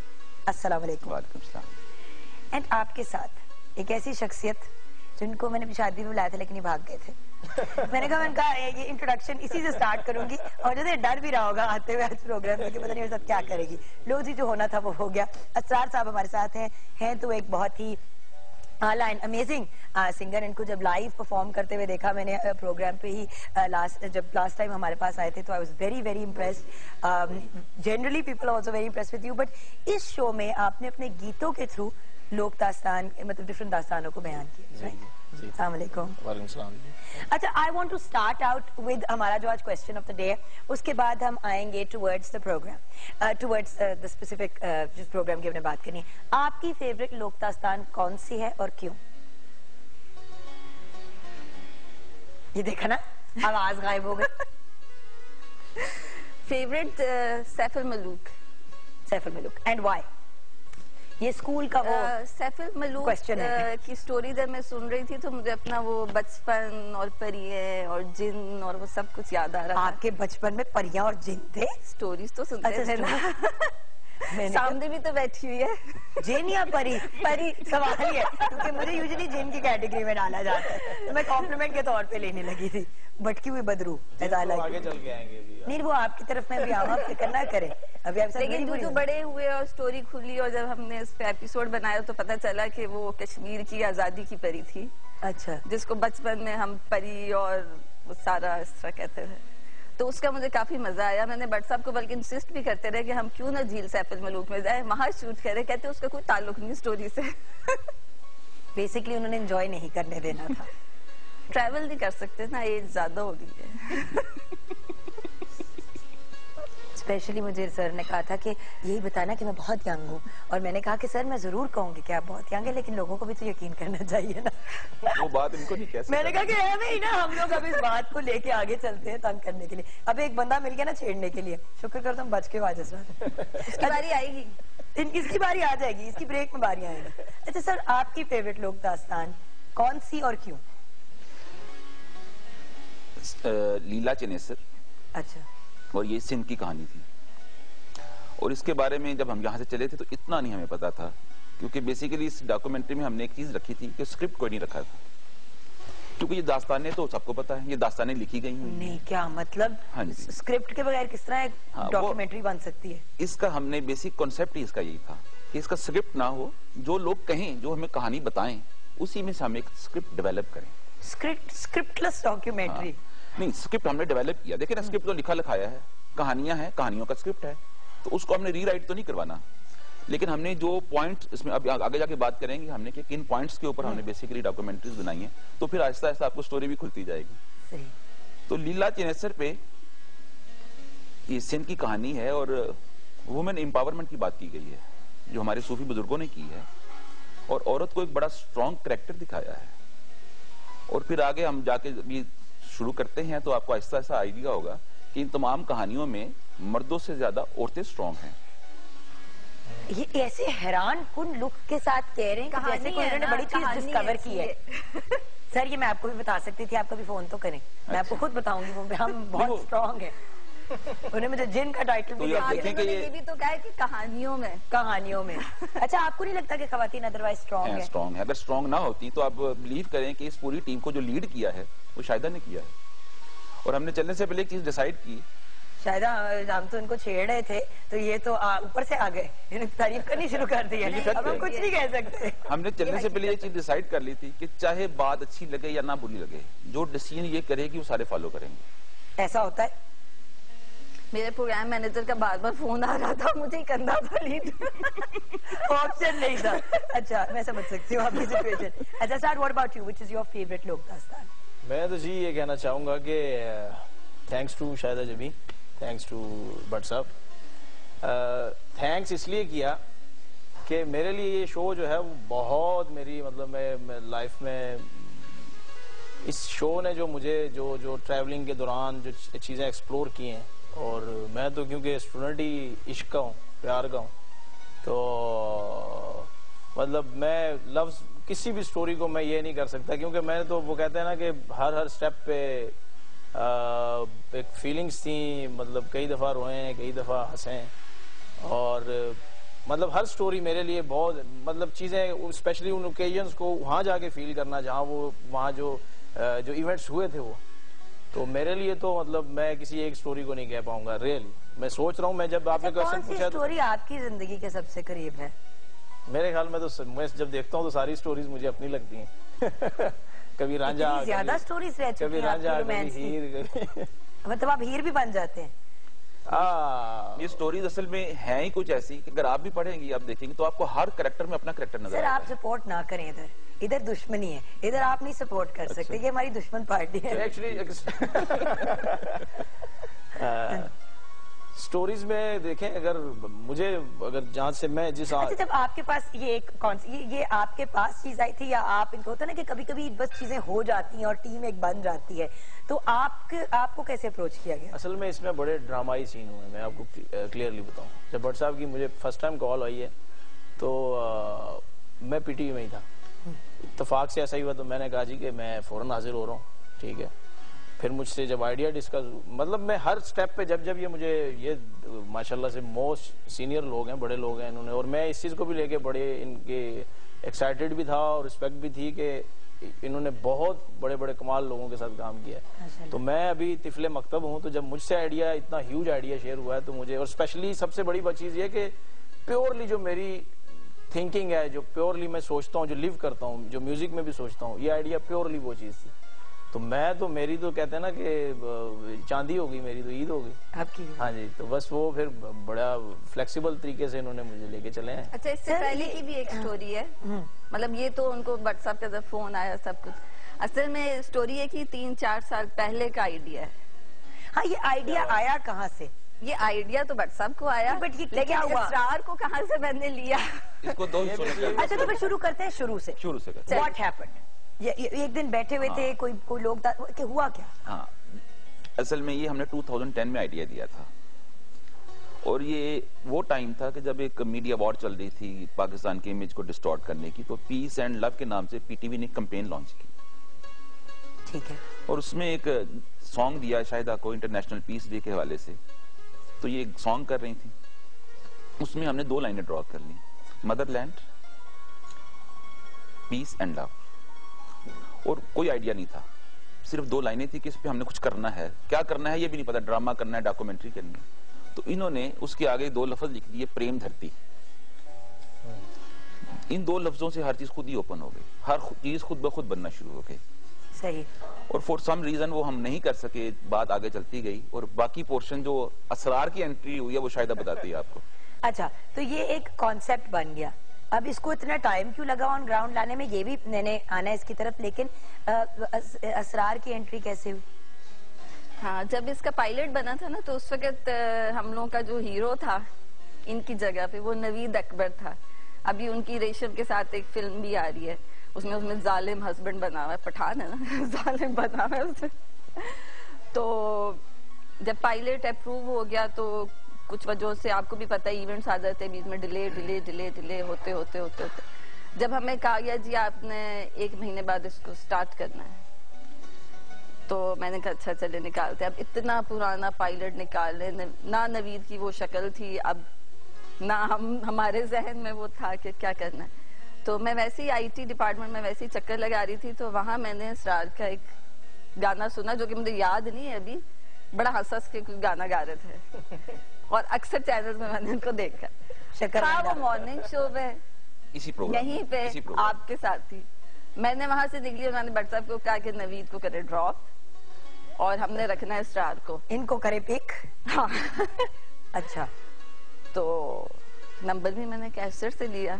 अच्छा, भट्ट साहब को नहीं पता चला कि कहाँ से नंबर आ रहा है, कहाँ हो रहा है। मैंने कहा सिर्फ इस बंदे को फोन करे और बुलाए, और जो ही हमने फोन किया 1 मिनट बाद स्टार साहब हमारे सामने बैठे हुए थे।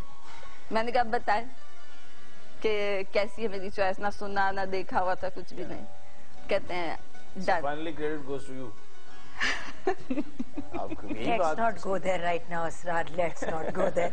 लेकिन भट्ट साहब, बाय द वे, किसी एक के साथ तो आपको होता है ना, मेरी नोक झोंक रखनी होती है। मैंने कहा भट्ट साहब इतने हमारे wonderful senior director of photography हैं और हम उनके वैसे भी इतने बड़े फैन हैं, तो उनको तो हम छेड़ नहीं सकते, नौकरी जाने का भी डर होता है। तो जो साथ बैठा हुआ है मजलूम, हम उसको अटैक करते हैं। अच्छा, गेटिंग बैक टू सीरियसनेस, इतनी देर क्यों लगी? मतलब 2010 मींस ऑलमोस्ट अब 4 साल, क्योंकि 2014 में हम आ गए।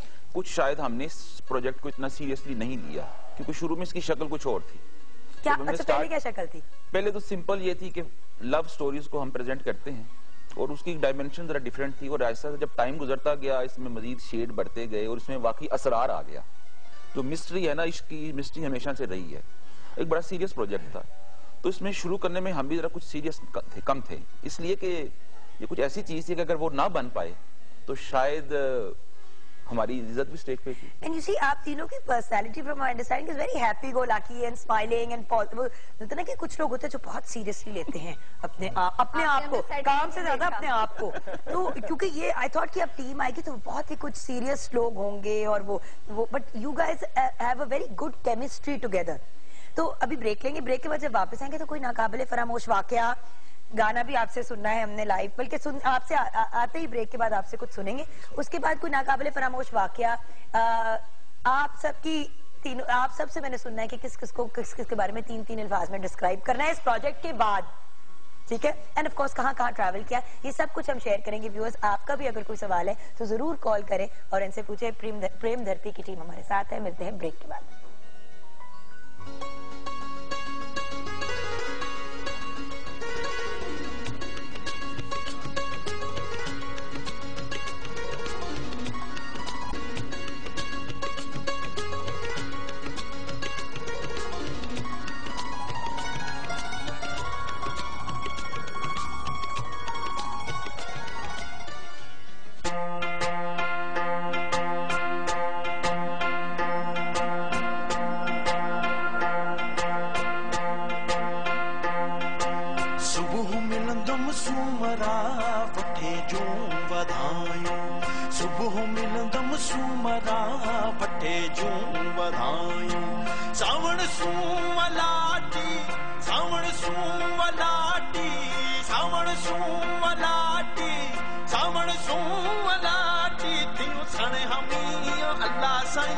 साणे हमी हो फिट धनी, साणे हमी शाहजदर, साणे हमी सना मौला, साणे हमी सनायो। सुबह मिलंदम सूमरा बटे जूं बधायूं, सुबह मिलंदम सूमरा बटे जूं बधायूं।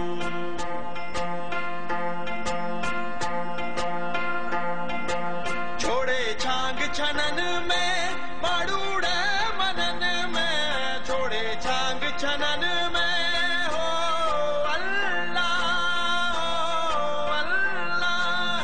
छोड़े छांग छनन में माड़ूड़े मनन में, बदी मीरा में हो मुनन में, बदी मीरा में हो मुनन में। कन धोतियड़ा अर बंगियों पर, धोतियड़ा ए खयों पर, धोतियड़ा ओ पंजो तर, धोतियड़ा ला वट छपड़, धोतियड़ा दुहा कन्नड़, धोतियड़ा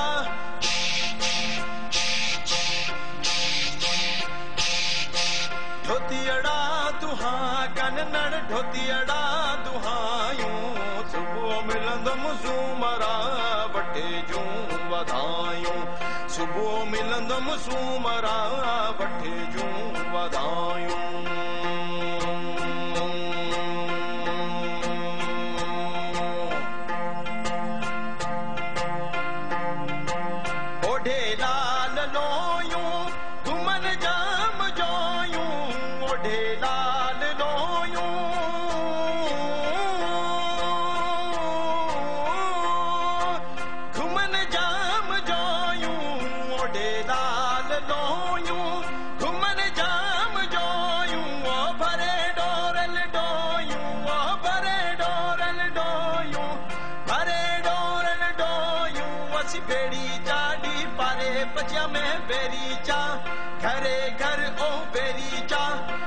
समर ओ बेरी चाबरा हित हुत बेरी चाबिरा भर डोयूं बेरी चाबिरायूं सुबुह मिलंदो मुसूमरा वठे जूं वधायूं सुबुह मिलंदो मुसूमरा वठे जूं वधायूं सावण सूवलाटी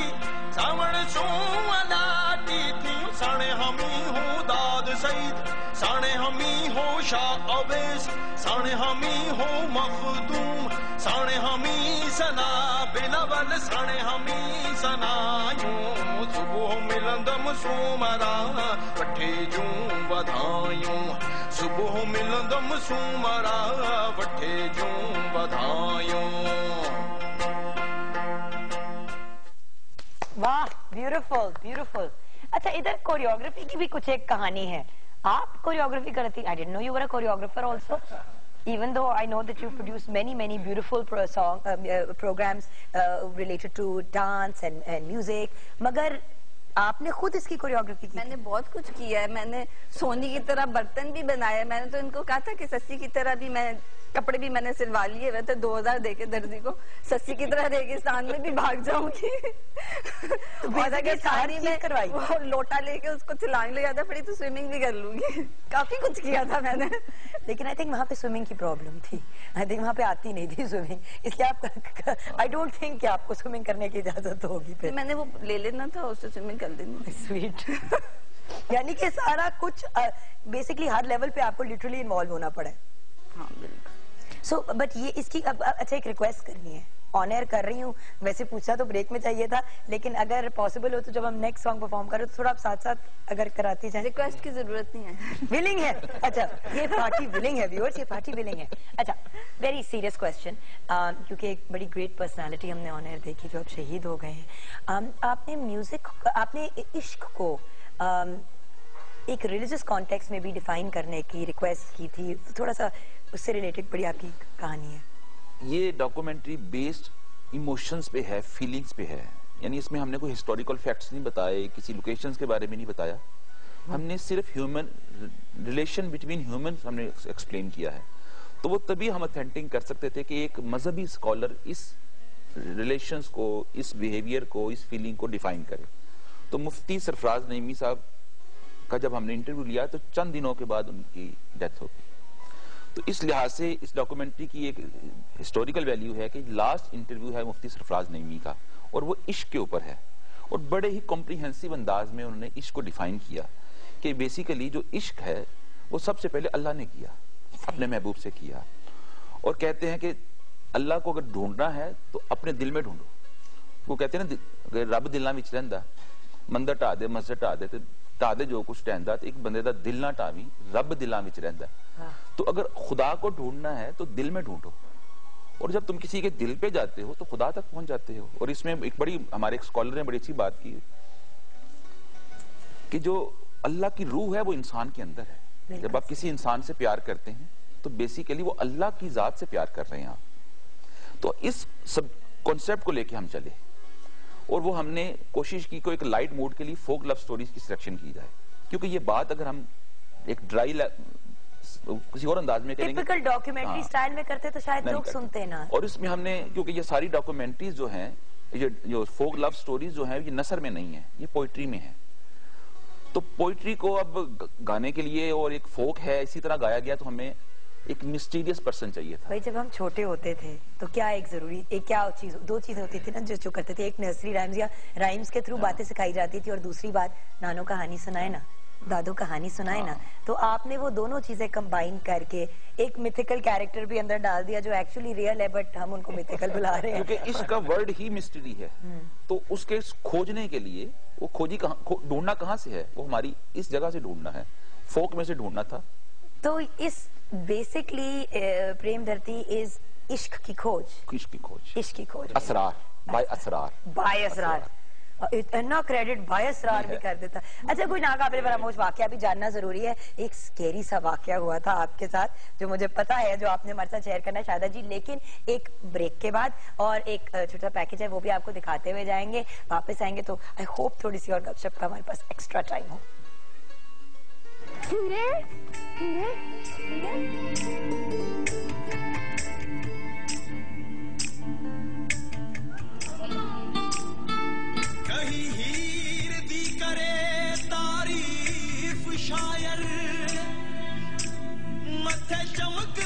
हुस्न महताब दाजी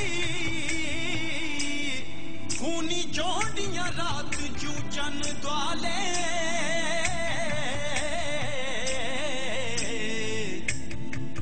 सुर्ख रंग जू रंग शहाब दाजी ओ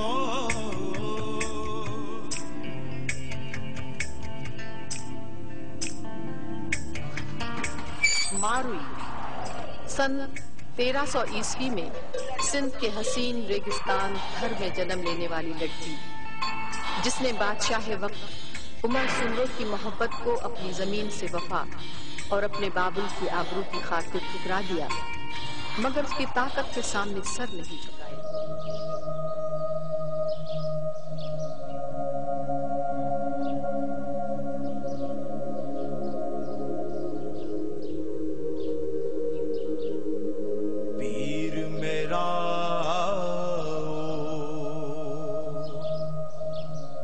दमड़ी वाला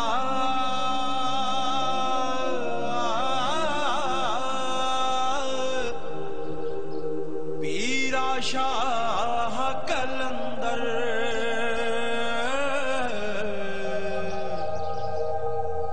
हर मुश्किल विच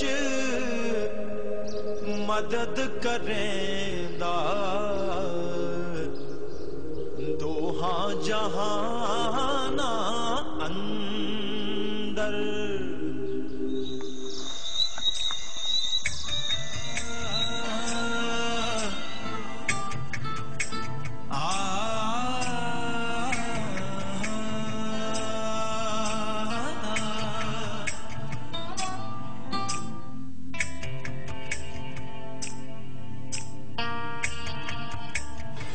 तू ही बोल कितने मेरा मैं कभी कभी जुड़ाऊं तुम्हारे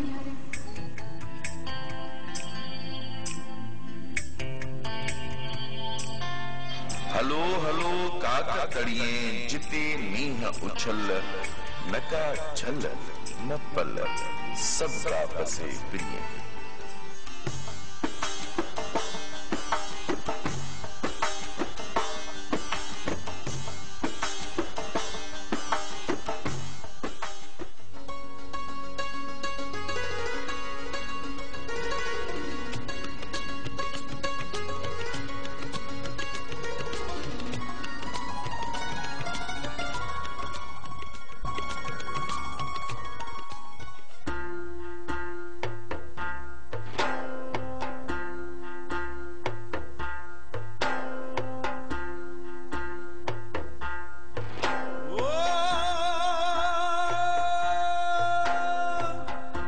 कलेजा ले गई खान खीवे दी ओदियां गज गज लंबियां मींडियां अते रंग जो गोरा सी ओते पियाला जहर दा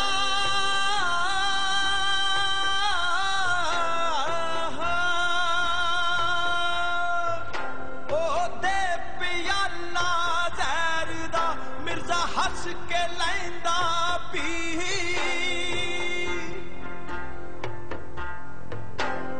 सो जा नाल यकीन दे नी तू क्यों होयो दिलगीर चलिए सो जा नाल यकीन दे नी तू क्यों होयो दिलगीर नी मैं जू पिछाती अपनी मेरी दाना बात जगी मैं तलब नोशो पाकदा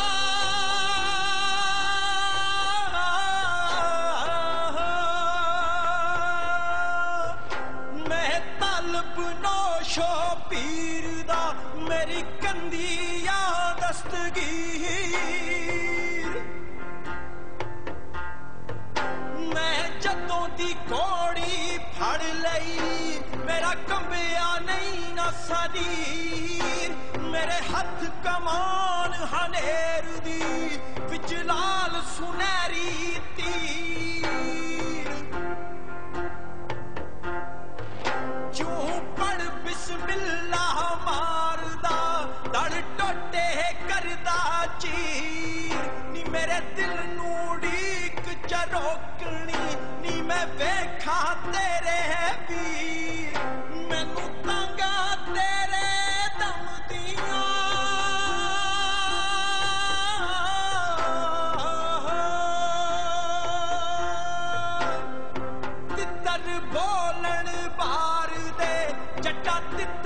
बोलन बार दे बनी च टूटन मोर चलिया बनी च टूटन मोर तेनू किथों आया वे नींदरा चलिया मैनू ने खतरे होर वे तू चौधरी दाना बात दा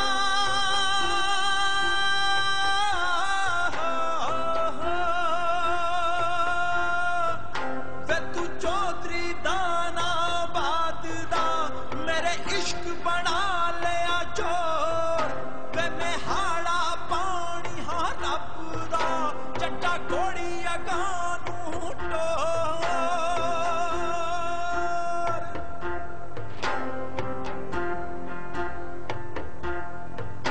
नी तू एक बुरा कीता ही साहेबा मेरी घोड़ी छटिया डंग तुझा बुरा कीता ही वैर ने छड़िया तरकश किल्ली डंग 360 सी कानी जट दी नी मैं देंदा सियाली वंड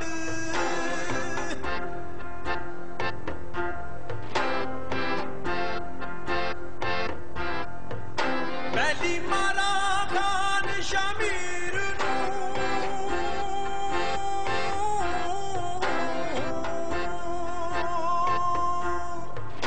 पहली मारा खान शमीर तुझी रखा तू ले दे संग मैं तीजी मारा उसनू जड़िए जिस दी है तू मंग ओ चौथी मारदा तेरे बाप नू जिसदे मुंह विच पांदा खंड पंजवी मारा वल आसमान दे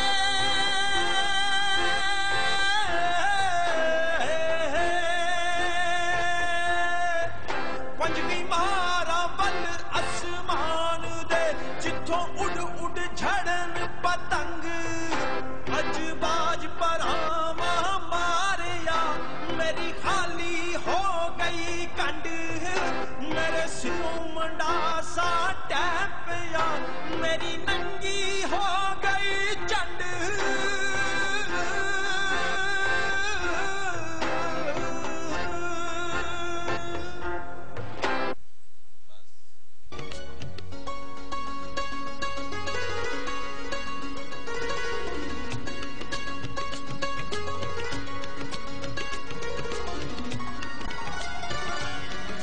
welcome back from the break viewers. इतनी नफीस और खूबसूरत बातें ब्रेक में हो रही होती हैं। आई विश कि हम वो आपके साथ ऑन एयर भी शेयर कर सकें। मेरे ख्याल से कभी एक टेप बनानी चाहिए जो हम सिर्फ ऑफ कैमरा जो गपशप हुई थी वो आपके साथ डिस्कस करें। हमारे साथ प्रेम धरती की बहुत ही मजे की और इंटरेस्टिंग और एक्लेक्टिक सी टीम है, उनसे बातचीत कर रहे हैं, लेकिन किचन में झाती डालना जरूरी है।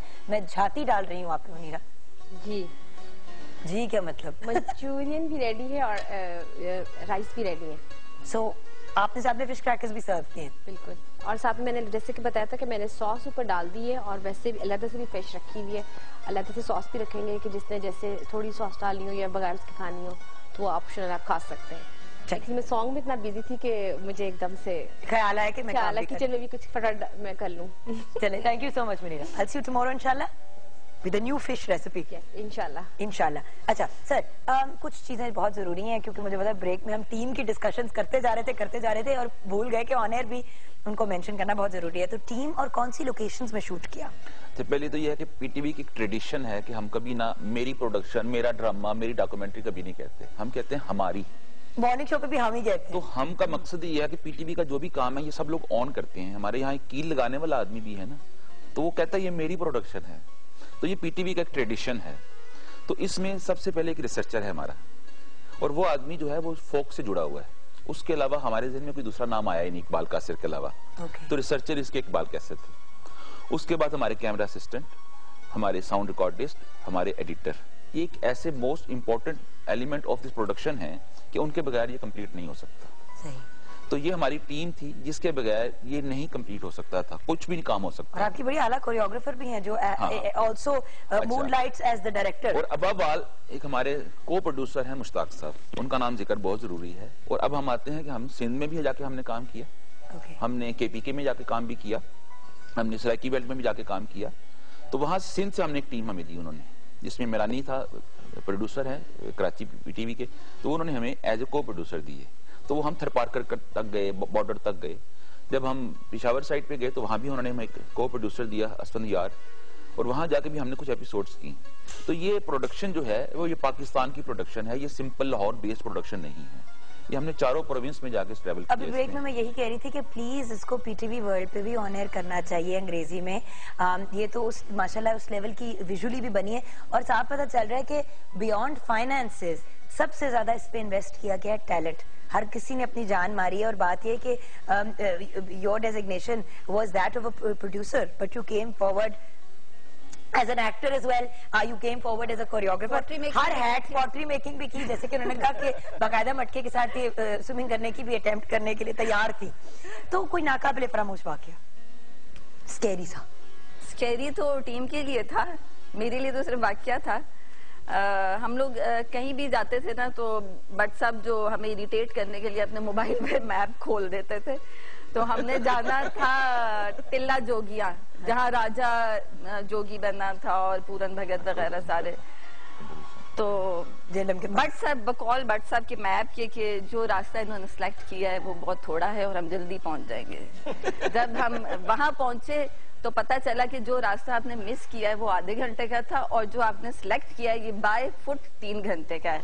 और आप जैसे लोगों के लिए तो 4 घंटे भी लग सकते हैं। अब हमने सोचा कि अब यहाँ रह तो नहीं सकते, गांव था और मुश्ताक साहब जैसे इन्होंने जिक्र किया, हम मुश्ताक साहब हमारी टीम में है तो वो हार्ट के पेशेंट और उन दिनों उनके दांत में दर्द और बहुत उन्होंने कहा शायदा, मैंने कहा आप इधर ही रहे, हम होके आते हैं, यूं जाएंगे और यूं आ जाएंगे। और 3 घंटे हमें जाने का लगा, पूरी टीम उसमें हमारे लाइट में मजर बट साहब वो मेरे साथ हो गए थे, शुरू में हम आगे थे, बाद में मेरे साथ हो गए थे। मुझे कहते हैं मैडम ये जूते की वजह से तो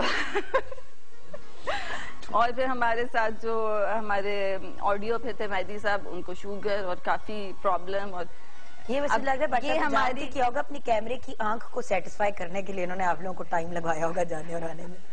और हमारे मुश्ताक साहब ने हमें कहा जी ये 7-8 पराठे हैं और ये अचार है, ये आप वहाँ जाके खाएंगे। हमने खोले बगैर मजर बट साहब ने कहा जी मैडम मैंने चेक कर लिया, ले गए। अच्छा वो सफर खत्म ही ना हो तो जब ऊपर गए तो अब हमारे पास काम करने के लिए 1 घंटा रह गया था और जल्दी वो लोकेशन ऐसी थी कि हमें काम जल्दी करना पड़ा। जब नीचे आए तो अब टीम का था कि क्योंकि पराठे जब हमने खोले थे तो 7 बजे 3 थे और लोग हम 7 थे तो उससे टाइम कुछ ऐसा हो गया था कि हमें चांद नजर आना शुरू हो गया था और फुल और अभी वापस भी जाना था, फुल मून, और वहां पे हम रुक नहीं सकते थे। अब ये सब कह रहे थे कि शायद कोई ऐसी बात कर दे कि हम यहीं पे रुक जाएं। रेस्ट हाउस वहाँ पे था लेकिन वहाँ पे कोई चौकीदार वगैरह नहीं था। अब आगे क्या हुआ ये अब बट सब बताएंगे कि क्या हुआ। बस मुख्तसर ये है कि हमने जब कंप्लीट कर लिया काम तो लोग, हमारी ख्वाहिश थी कि हम रात यहाँ रुक जाएं, तो इन्होंने कहा नहीं जी हमने रात चलना है क्योंकि ये तो डेंजरस जगह है, तो हम नीचे निकलते हैं। तो अब दिल में गुस्सा बढ़ा था इसके खिलाफ, लेकिन ये भाग गई वहां से। सबसे पहले आगे चलना शुरू हो गया। अब सारे रास्ते हम शायदा को दिल में जो बुरा भला कह रहे हैं और ट्रैवल करते जा रहे हैं। तो बहरहाल हम टाइम के ऊपर पहुंच ही गए पूरा 24 घंटे गुजार के, बिकॉज बिल्कुल वक्त खत्म हो गया। इन अ फ्यू वर्ड्स, प्रेम धरती क्यों कोई देखे? सर अपने अंदर से वो रोमांस ढूंढें जो आपके अंदर है, फैंटेसी लाएं अपनी लाइफ में। हम बहुत रियलिटी की तरफ चले गए हैं। हम जो दादियों से वो रजाई में बैठ के वो मूंगफली के आगे रख के कहानियां सुनते थे ना, और रात को एक परी हमें ख्वाब में आती थी, उस परी को ढूंढें अपने अंदर। मत भागें रियलिटी की तरफ, बहुत ज्यादा मत जाएं, फैंटेसी ख्वाब देखें, ख्वाब देखना शुरू करें। हो सकता है कि वो परी माशाल्लाह ऐसे शायदा की शेप में आपको प्रेम धरती में नजर भी आ जाए। अच्छा, लास्ट वर्ड कंपोजिशन इसकी JLE की है, तमाम programme. Well, thank you so much for joining us. It's been a pleasure. ऐसे प्रोग्राम्स की प्रॉब्लम ये होती है कि इतनी ज्यादा बातें होती हैं करने को कि वो पूरी कवर कभी भी नहीं हो पाती प्रोग्राम में, और हमने जान के नहीं कवर की ताकि आप खुद देखें और खुद अंडरस्टैंड करें और अपने अंदर का रोमांस जिंदा रखें। Thank you so much chef Munira, thank you, and to the wonderful team that is with us and viewers, अपना ख्याल रखिएगा, अपने से ज्यादा दूसरों का प्रेम धरती जरूर देखिएगा, और पाकिस्तान जिंदाबाद।